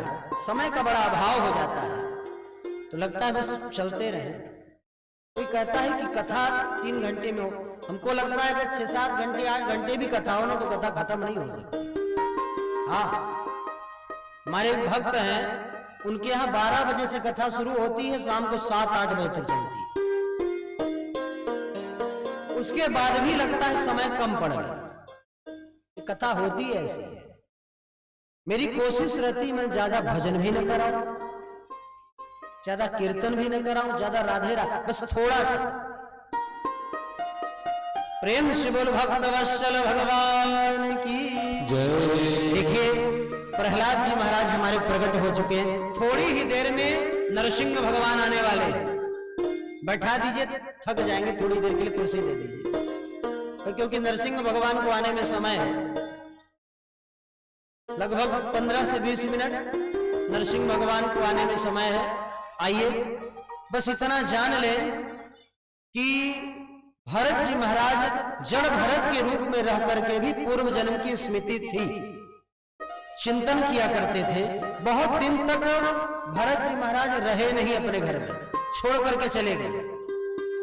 एक बार एक डाकू, वृखलपति उसका नाम था, जंगल का राजा था, उस राजा को काली माता ने स्वप्न दिया कि किसी मनुष्य की बलि चढ़ाओ और बलि चढ़ाओगे तो मैं तुम्हें संतान दूंगा। तो संजोग से भरत जी महाराज घूम रहे थे, सारे सैनिकों ने नहीं को पकड़ लिया, पकड़ करके लाए और कहे कि अब तुम्हारी बलि चढ़ेगी। और ज्यों बलि चढ़ाने के लिए तलवार उठाया राजा ने, भरत जी ने कहा रुक जाओ राजा सावधान, हमें छूना नहीं। बोले क्यों? बोले मुझे छूना मत, सिर्फ तलवार चला दो। बोले मुझे अगर छुओगे तो मैं तो माफ कर दूंगा, पर इस मूर्ति में बैठी माता काली तुम्हें माफ कभी नहीं करेगी, कभी नहीं करेंगे। बोले ठीक है। तलवार उठाया, ज्यों प्रहार करने का प्रयास किया, महाराज मूर्ति डगमगाने लगी, काली माता की हिलने लगी। उस वृषलपति ने सोचा माता प्रसन्न हो रही है, ज्यों तलवार थोड़ा और नीचे किया, मूर्ति 10 टुकड़े में टूट गई और उसी से काली माता प्रकट हो गई। सहसोपचाट शैवसा भद्रकाली, माता भद्रकाली प्रकट हो गई और प्रकट होकर के अपने खड्ग से उस राजा के सिर को काट करके फुटबॉल बना करके खेलने लगती, खेलने लगती। सारे भक्त इस दृश्य का दर्शन करते हैं और हाथ जोड़ करके भरत जी महाराज निवेदन करते, मां आप आ गई। और मां इस राजा को मारा क्यों? बोले बेटा ये तुम्हें मार रहा था। बोले आपने स्वप्न दिया था ना, कहा था ना मैया अगर मुझसे प्रसन्न हो तो राजा को जिंदा करो। मां की कृपा से राजा जिंदा हो गया। राजा ने कहा मैया मुझसे क्या गलती हो गई, आपने कहा था। बोले मैंने कहा था किसी मनुष्य की बलि चढ़ाओ राजन, मैंने ये नहीं कहा था कि मेरे ही बेटे की बलि चढ़ाओ। अरे ये मूर्ति में बैठी मैं, हम देवियां ये भरत जैसे बेटे के इंतजार में युग युग बिता देती हैं, आज वो बेटा आया तो इसको मारने लगे। माता काली की इस दिव्य, भरत जी महाराज ने कहा मैया पहले तो राजा को बेटा दो, राजा को बेटा दीजिए उसके बाद ही कुछ करिए। तो मैया ने कहा जाओ राजा तुम्हें बेटा भी होगा। और भरत जी को आशीर्वाद दिया। माता प्रवेश करने लगी मूर्ति में, तब भरत जी ने कहा मैया रुको थोड़ा सी वंदना कर ले। हाथ जोड़ करके वंदना कर रहे हैं कि नित महिमा में, नित महिमा में गाओ मैया रानी, मुझे ना कुछ और चाहिए। नित महिमा में गाओ मैया रानी, मुझे ना कुछ और चाहिए। नित महिमा में गाओ मैया रानी, मुझे ना कुछ और चाहिए। नित महिमा में गाओ मैया रानी, मुझे ना कुछ और चाहिए। सदा जोत जगाऊं मैया रानी, सदा जोत जगाओ मैया रानी, सदा जोत जगाऊं मैया तेरी, मुझे ना कुछ नित महिमा में गाओ मैया रानी, मुझे ना कुछ और चाहिए। नित महिमा में गाओ मैया रानी, मुझे ना कुछ और चाहिए। जय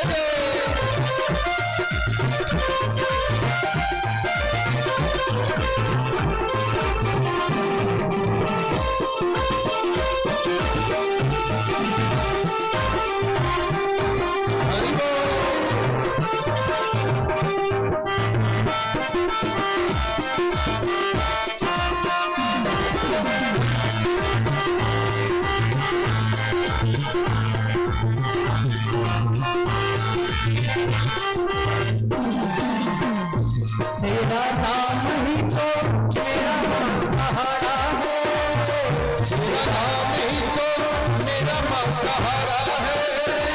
शिवा मेरे मैया कौन हमारा है, शिवा मेरे मैया कौन हमारा है। शिवा मेरे मैया कौन हमारा है। तेरे सिवा तेरे मैया कौन हमारा है। और तेरे द्वार की मेरे सजमा है। तेरे द्वार की मेरे दीवार तुझे न कुछ और चाहिए। महिमा मेरा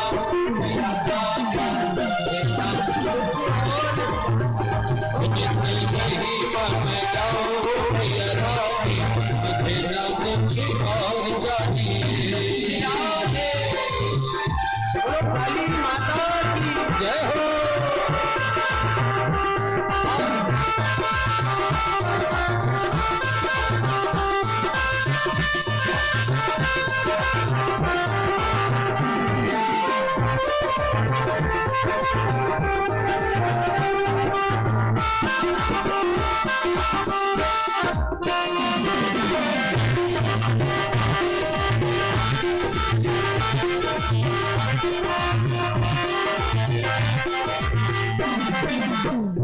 बस प्यार मिले हमको तुम्हारा, बस प्यार मिले हमको तुम्हारा,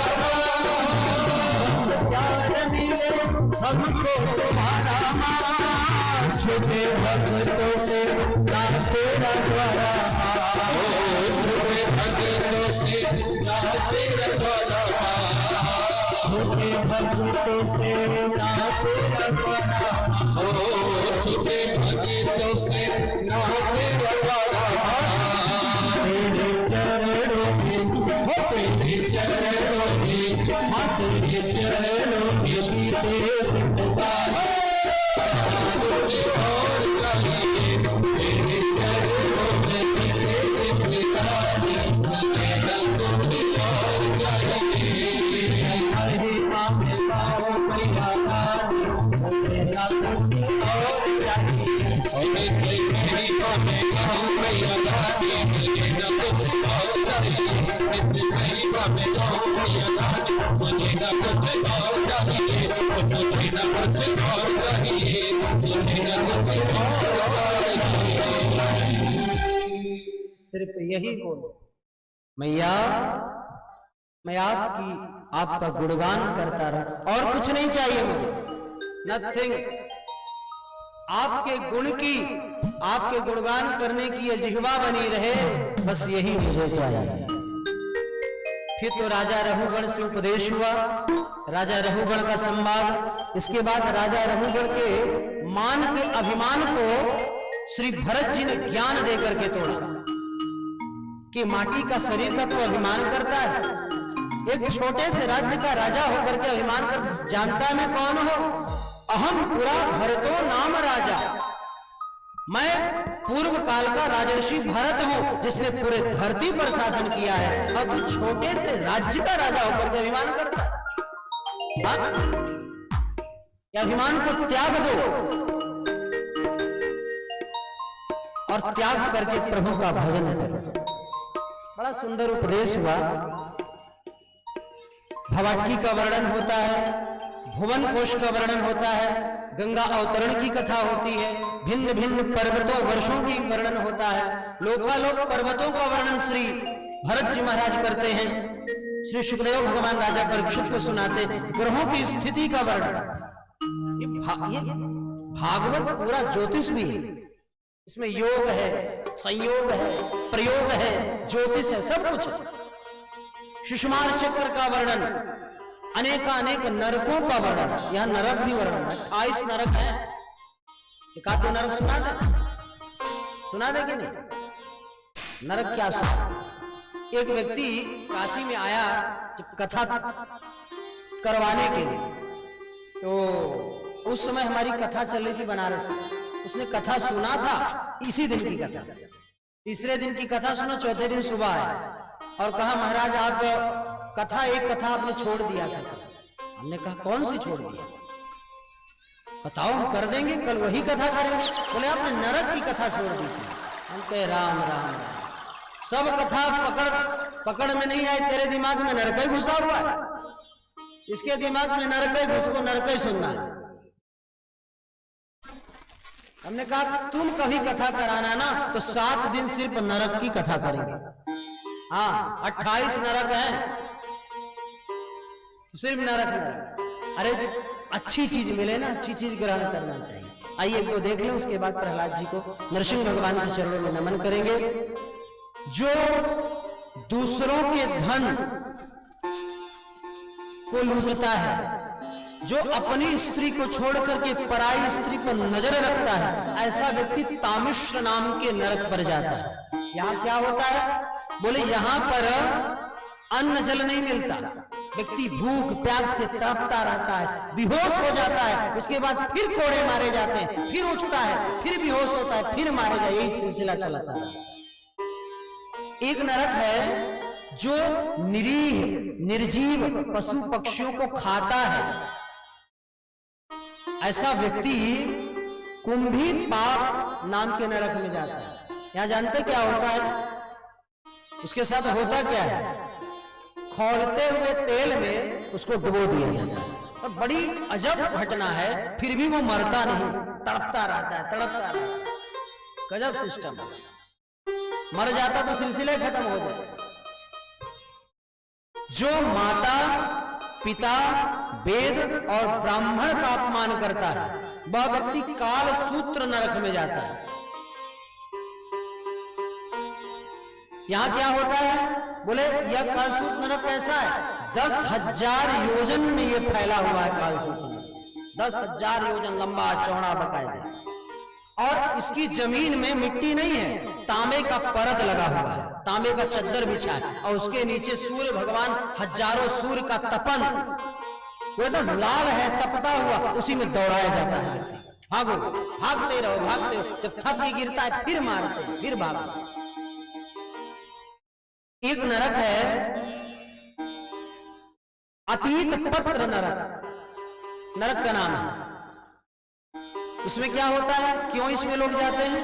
अपने धर्म को छोड़ करके पर दूसरे धर्म को जो अपनाता है। आजकल बड़ा चर्चा चल रही है टीवी में, न्यूज में।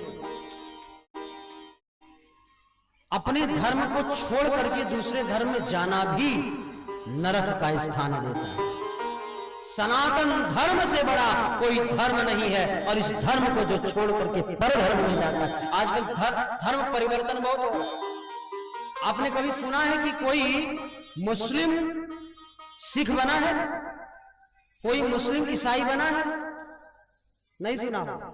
कोई ईसाई मुस्लिम बना है? नहीं सुना होगा। सिर्फ सनातन धर्म में बार बार कटाक्ष किया जाता है, हिंदू को ही परिवर्तन किया जाता है। अगर किसी ने उठा दिया मुद्दा, किसी ने कुछ कह दिया, तो उसी के ऊपर लोग पीछे पड़ जाते हैं। ये अखंड भारत है मेरे प्यारे। ये अंग्रेजों की पढ़ाई धीरे धीरे व्यक्ति को बर्बाद किए ले रही है। ये सब कुछ इंग्लिश पढ़ा करके किसी भी ग्रंथ में यह भी पढ़ाया जाता है कि गुरु गोविंद सिंह के बेटे की मौत कैसे हुई, गुरु नानक के बच्चों को कैसे मारा गया। कोई ग्रंथ पढ़ाता है? महाराज गुरु गोविंद सिंह के बच्चे, एक बच्चा 7 साल का, एक बच्चा 19 साल का, दीवार में जिंदा चिनवा दिया। क्यों कोई नहीं बताता? आजकल की पढ़ाई सनातन धर्म के योग्य नहीं है।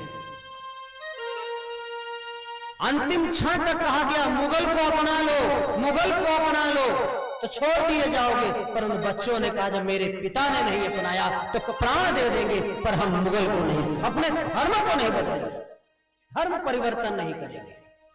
आज कोई नहीं पढ़ाता कि गुरु गोविंद सिंह के बच्चों को कैसे माना,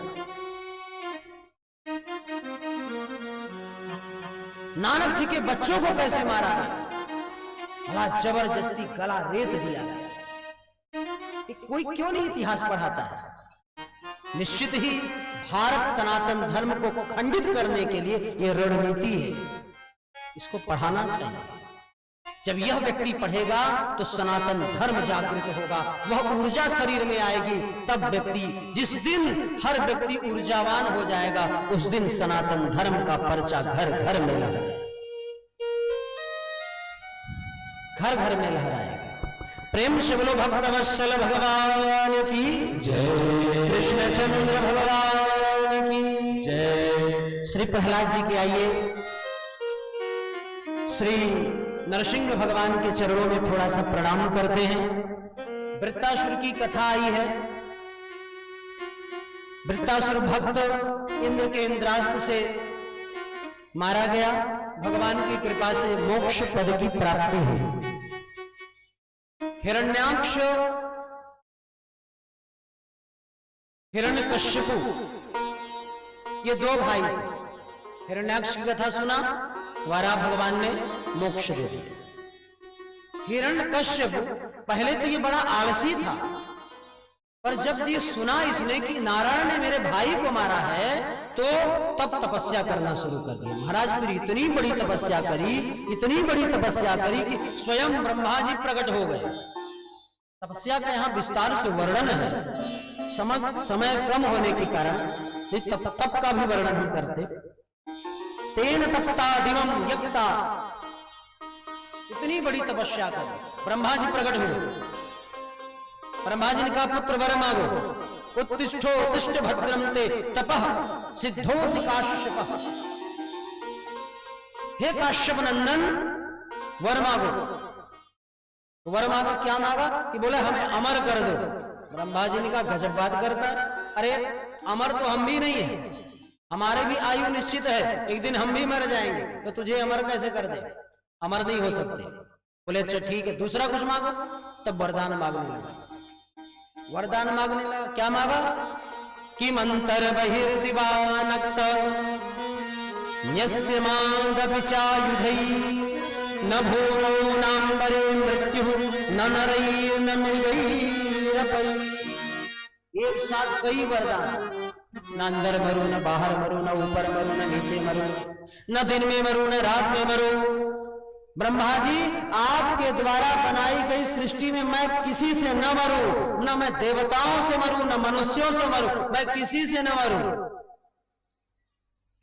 आपके द्वारा बनाई गई सृष्टि से मेरी किसी से मृत्यु न हो। ब्रह्मा जी ने कहा धड़ाधड़ वरदान मांग रहा है, चल सजा, तूने तब बहुत अच्छा किया है, इसलिए जाओ हम आशीर्वाद देते। यो मस्तु तथास्तु। महाराज ज्यों तप पाया, वरदान पाया, तो एक घोषणा कर दी, मेरे राज्य में न यष्टव्यम न दातव्यम। अब न कोई यज्ञ करेगा, न कोई दान देगा। अगर कोई पूजन करेगा तो हिरण्यकशिप पूजन करेगा, कोई यज्ञ करेगा तो हिरण्यकशिप यज्ञ करेगा, और कोई यज्ञ नहीं होगा, सिर्फ एक यज्ञ कर। ऐलान हो गया। अच्छा ये बताइए कि हिरण्यकशिप के बेटे कितने थे? प्रहलाद जी कितने भाई थे? किसी को पता है? हाँ, 4 भाई थे। 4 भाई। एक का नाम था हलाद, दूसरे का नाम अनुहलाद, तीसरे का नाम शहलाद, और तीसरे चौथे जो सबसे छोटे थे उनका नाम था प्रहलाद। भक्त प्रहलाद। प्रहलाद जी सामने बैठे, भक्त प्रहलाद थे। अब भक्त प्रहलाद की भक्ति से स्वयं जगन्नाथ नरसिंह भगवान बनकर के प्रकट हुए थे। नरसिंह भगवान की झांकी भी आपके सामने जल्दी ही आने, अगर तैयार हो तो झांकी लेते भी आइए। भक्त प्रहलाद और नरसिंह भगवान की भक्ति का वर्णन, न जाने कितनी प्रताड़ना दी गई, फिर भी प्रहलाद जी महाराज कभी भक्ति कमजोर नहीं हुई। पर्वत से गिराया, भगवान ने बचा लिया। सर्पों से डसवाया, भगवान ने बचा लिया। आग में जलवाया, होलिका के बीच में रखा, भगवान ने बचा लिया। जिस पर भगवान की कृपा होती है ना, उसको कोई कुछ नहीं कर सकता। जाके राखे साइया मार सके ना कोई। देखिए नरसिंह भगवान आ रहे हैं, बोलो नरसिंह भगवान की जय। नरसिंह भगवान आ रहे हैं, पकड़ लीजिए। श्री राधे। दूर रखिए, इसमें क्रोधावेश में है नरसिंह भगवान। बोलो नरसिंह भगवान की जय। नरसिंह भगवान की जय। भगवान को आसन प्रदान करिए। थोड़ी देर नरसिंह भगवान का दर्शन करेंगे, जहां बैठे वहीं से हाथ जोड़ करके दर्शन करेंगे। भगवान श्री प्रहलाद जी महाराज भगवान की इतनी बड़ी भक्ति करी, इतनी बड़ी भक्ति करी कि एक बार प्रहलाद जी गुरुकुल से आए तो प्रहलाद जी को हिरण्यकशिपु ने गोद में ले लिया और कहा, बेटा क्या पढ़े हो, ये बताओ कि भगवान आएंगे तो क्या करोगे। तो प्रहलाद जी के बगल में जो प्रहलाद जी के साथ पढ़ने वाले थे, तो उनसे जब पूछा, उन्होंने कहा जब भगवान आएंगे तो रस्सी में बांध देंगे। हाँ, एक व्यक्ति से पूछा कि तुम क्या करोगे, बोले भगवान आएंगे तलवार से इनको काट देंगे। जब प्रहलाद जी की बारी आई तो प्रहलाद जी से पूछा कि वत्स प्रहलाद भद्रम ते सत्यम कथय मामृष, सत्य बोलना, बोलो भगवान आएंगे तो क्या करोगे। बोले जब भगवान आएंगे तो पिताजी मैं 9 प्रकार से उनकी पूजन करूंगा। 9 प्रकार से, 9 प्रकार की भक्ति होती है ना, बोले 9 प्रकार से। स्मरणम कीर्तनम विष्णु, स्मरणम पादसेवनम, अर्चनम वंदनम दास्यम, सख्य आत्मनिवेदनम। पहले श्रवण, भगवान की कथा को सुनूंगा, कीर्तन करूंगा, उनके रूप नाम आदि का स्मरण करूंगा, उनके चरणों की सेवा करूंगा, उनके पूजन अर्चन करूंगा, उनकी वंदना स्तुति करूंगा, उनका दास बन करके रहूंगा, उनका मित्र बन करके रहूंगा, और आत्मनिवेदनम, अपने को ही भगवान में समर्पित कर दूं। ज्यों इतना सुना हिरण्यकशिपु क्रोधित हो गया। महाराज क्रोधावेश में हिरण्यकशिपु ने कहा कि भगवान को जानता है, देखा है कभी को, बोल भगवान तेरा कहां है। बोले गजब बात करते हो पिताश्री, भगवान कहां नहीं है ये पूछिए। सर्वभूत ही देरता, मेरे भगवान घट घट में है, पट पट में है, हर जगह मेरे भगवान है। बोले अगर है तो स्तंभे किम न दृश्यते, इस स्तंभ में है। बोले हाँ है। बोले तोड़ दे स्तंभ को। बोले तोड़ दो। एक मुष्टिका का जब प्रहार किया, क्या मुष्टिका का प्रहार हुआ, बिजली कड़की, भगवान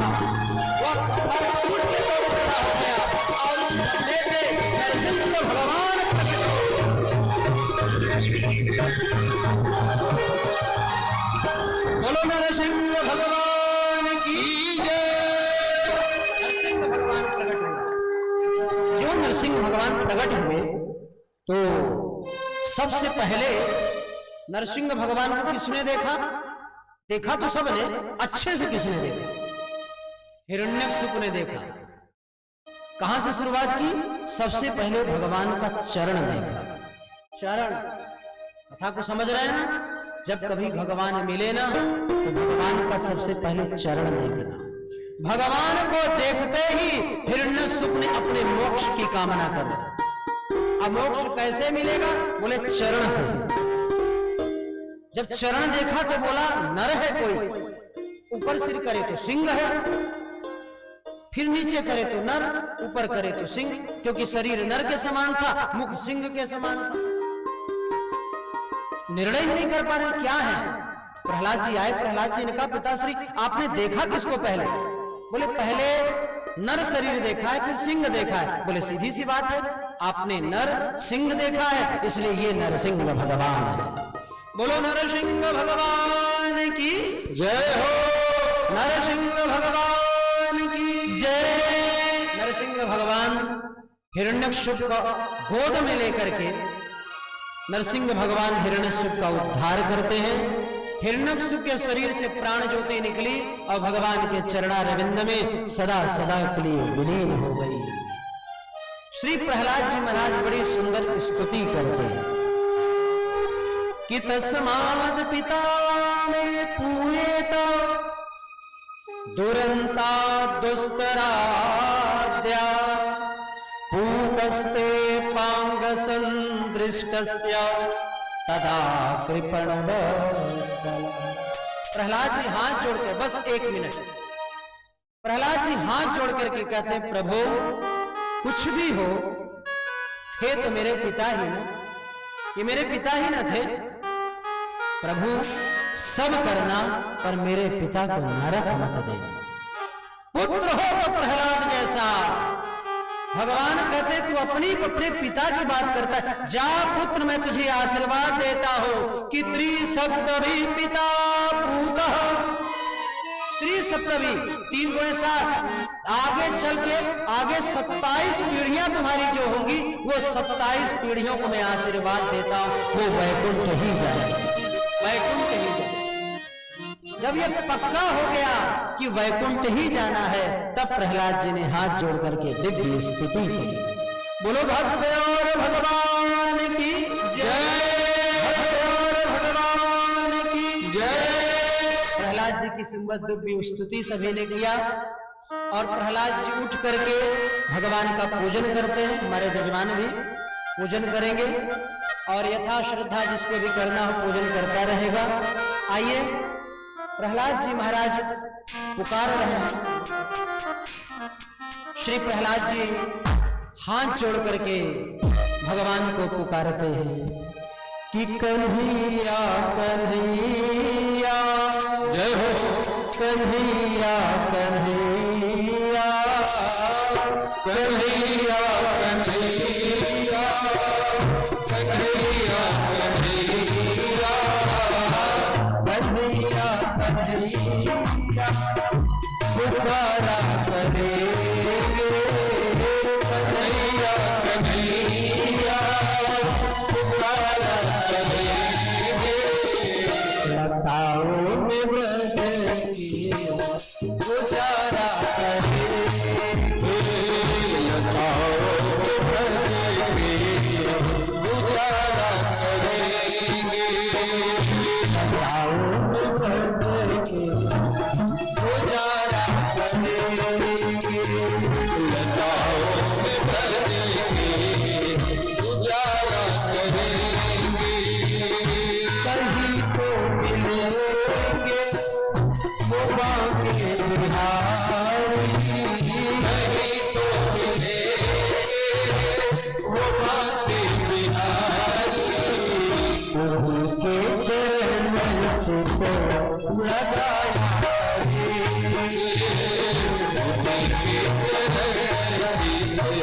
लगाया करेंगे, बना करके हम प्रेम मंदिर, बना करके हम प्रेम मंदिर, उनको झूला झुलाया करेंगे। उनको झूला झुलाया करेंगे। जब कभी भगवान रूठ जाए तो क्या करेंगे? जो रूठेंगे हमसे वो बांके बिहारी, जो रोएंगे हमसे वो बांके बिहारी, शरण पर हम मनाया चरण पर हम मनाया करेंगे।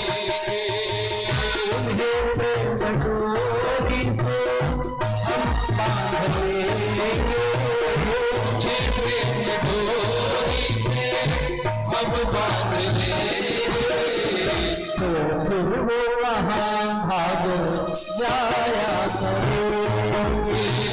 तो फिर महाभाग जाया करेंगे। उन्होंने नचाए थे ब्रह्मांड सारे, उन्होंने रचाए हैं ब्रह्मांड सारे, मगर अब उन्हें हम नचाया करेंगे। मगर अब तुम्हें हम नचाया करेंगे। कन्हैया कन्हैया पुकारा करेंगे, कन्हैया कन्हैया पुकारा करेंगे, लताओं में गुजारा करेंगे, लताओं में ब्रज की गुजारा करेंगे।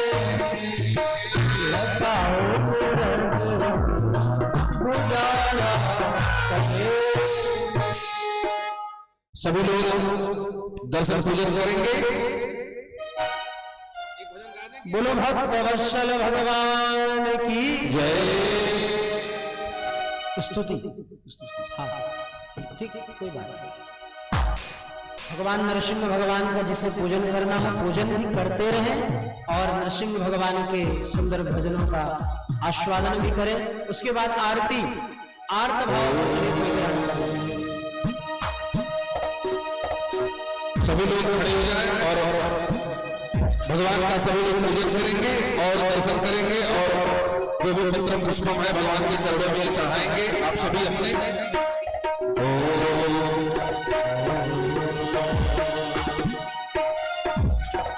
आइए हम सभी मिलकर के नरसिंह भगवान का पूजन करते हैं।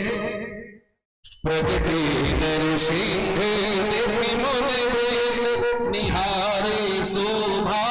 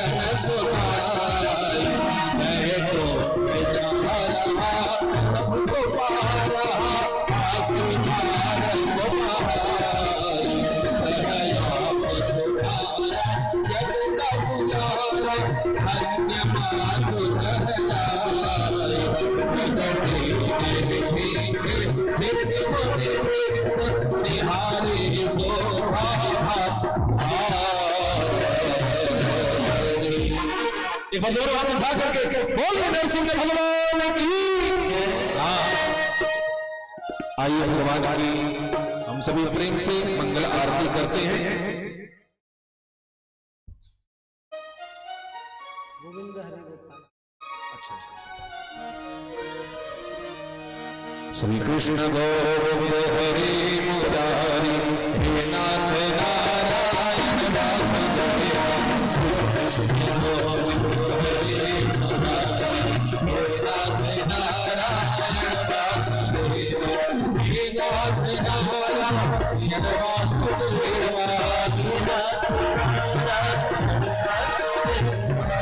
नाथ नारायण वासुदेव।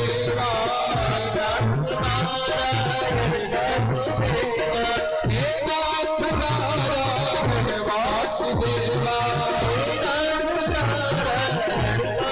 वासुदेव। श्री कृष्ण गोविंद हरि मुरारी नाथ नारायण वासुदेव। श्रीनाथ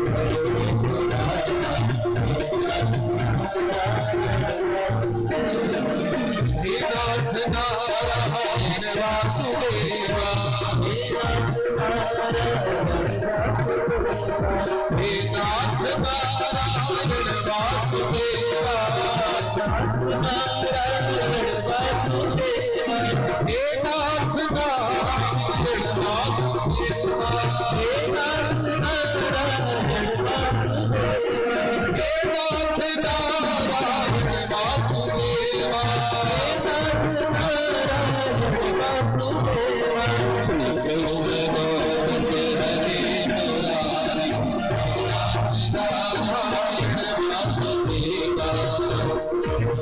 श्रीनाथ नारायण वासुदेवा श्रीनाथ नारायण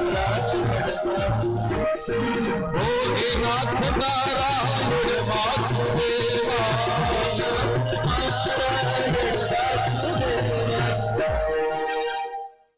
आइए हम सभी भगवान की आरती करते हैं। मन में बसा कर तेरी मूर्ति उतारो कन्हैया तेरी आरती। बसा कर तेरी मूर्ति उतारो कन्हैया तेरी आरती।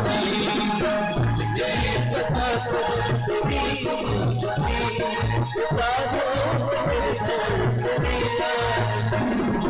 करुणा करो कष्ट हरो ज्ञात तो भगवन भाव में हंसी नाव मेरी तार तो भगवन। करुणा करो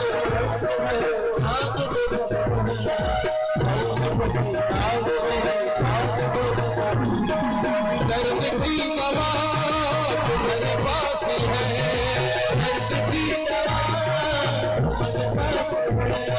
जिंदगी दया की है भीख मांगती। बसा कर तेरी मूर्ति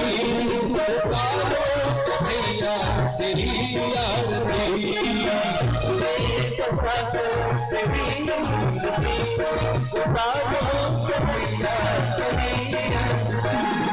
मानो इससे क्या मैं सोचूं भगवन जिंदगी जब तेरे नाम करती अर्पण।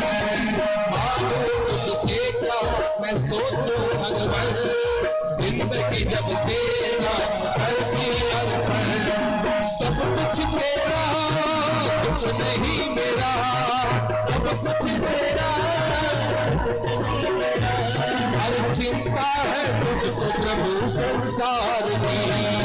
मन में बसा कर तेरी मूर्ति उतारो कन्हैया तेरी आरती। मन में बसा कर तेरी मूर्ति उतारो वो वेद तेरी महिमा गावे संत करे ध्यान। नारद गुणगान करे छेड़े पीड़ा तारा। वेद तेरी महिमा गावे संत करे ध्यान। नारद गुणगान करे छेड़े पीड़ा तारा। भक्त तेरे द्वार करते हैं पुकार। भक्त तेरे द्वार करते हैं पुकार। दास प्यास गावे वो तेरी आरती। मन में बसा तेरी मूर्ति उतारो कन्हैया तेरी आरती। कर्पूर गौरव करुणावतार संसार सारा तुझ तेरी कहारा।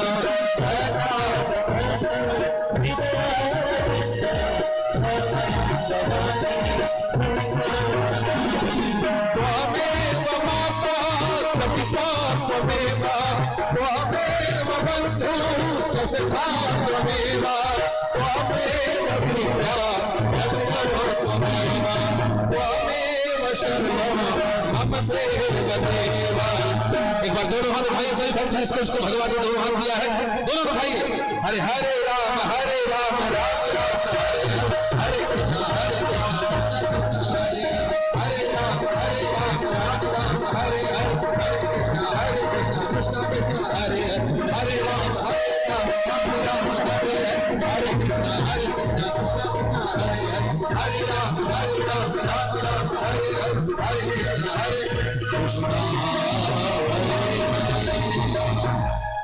सिंह भगवान की ओम जलेन शेतले करणं मा पुष्पैर्देवता विवन्दनम् आत्मा विवन्दनम् आराधिक ग्रहणम् हस्ते पुष्पाणि गृहीत्वा पुष्पाञ्जलि ओम जदनेन माया जन्त देवा स्थाने धर्माणि प्रथमान्या सन्नाते हनाकं महिमानः सजन्तजर पूर्वे साध्याः सन्ति देवाः हरि ओम एकदन्ताय विद्महे वक्रतुण्डाय धीमहि तन्नो दन्ते प्रचोदयात् हरि ओम नारायणाय विद्महे वासुदेवाय धीमहि तन्नो विष्णु प्रचोदयात् हरि ओम महालक्ष्मी च विद्महे विष्णुपत्नी च धीमहि तन्नो लक्ष्मी प्रचोदयात् सेवन्तिका कुलचम्पकपाटलाग्रे पुण्डाग्रजातकरवेदनसालपुष्पे बिल्वप्रभातुलसीधरमञ्जरेभे त्वां पूजयामि जगदीश्वर मे प्रसीद नानास्वन्दपुष्पाणि यथा कालध्वानि च पुष्पाञ्जलिर्मया दत्तं गृहाण परमेश्वर मन्त्रपुष्पाञ्जलिं समर्पयामि। प्रेम से बोलो श्रीमद्भागवत महापुराण की जय, बिहारी लाल की जय, धर्म की जय हो, अधर्म का नाश हो, वाणियों में सद्भावना हो, कल्याण हो, माता की जय हो, माता पिता की जय हो, सतगुरुदेव भगवान की जय हो, व्यास जी महाराज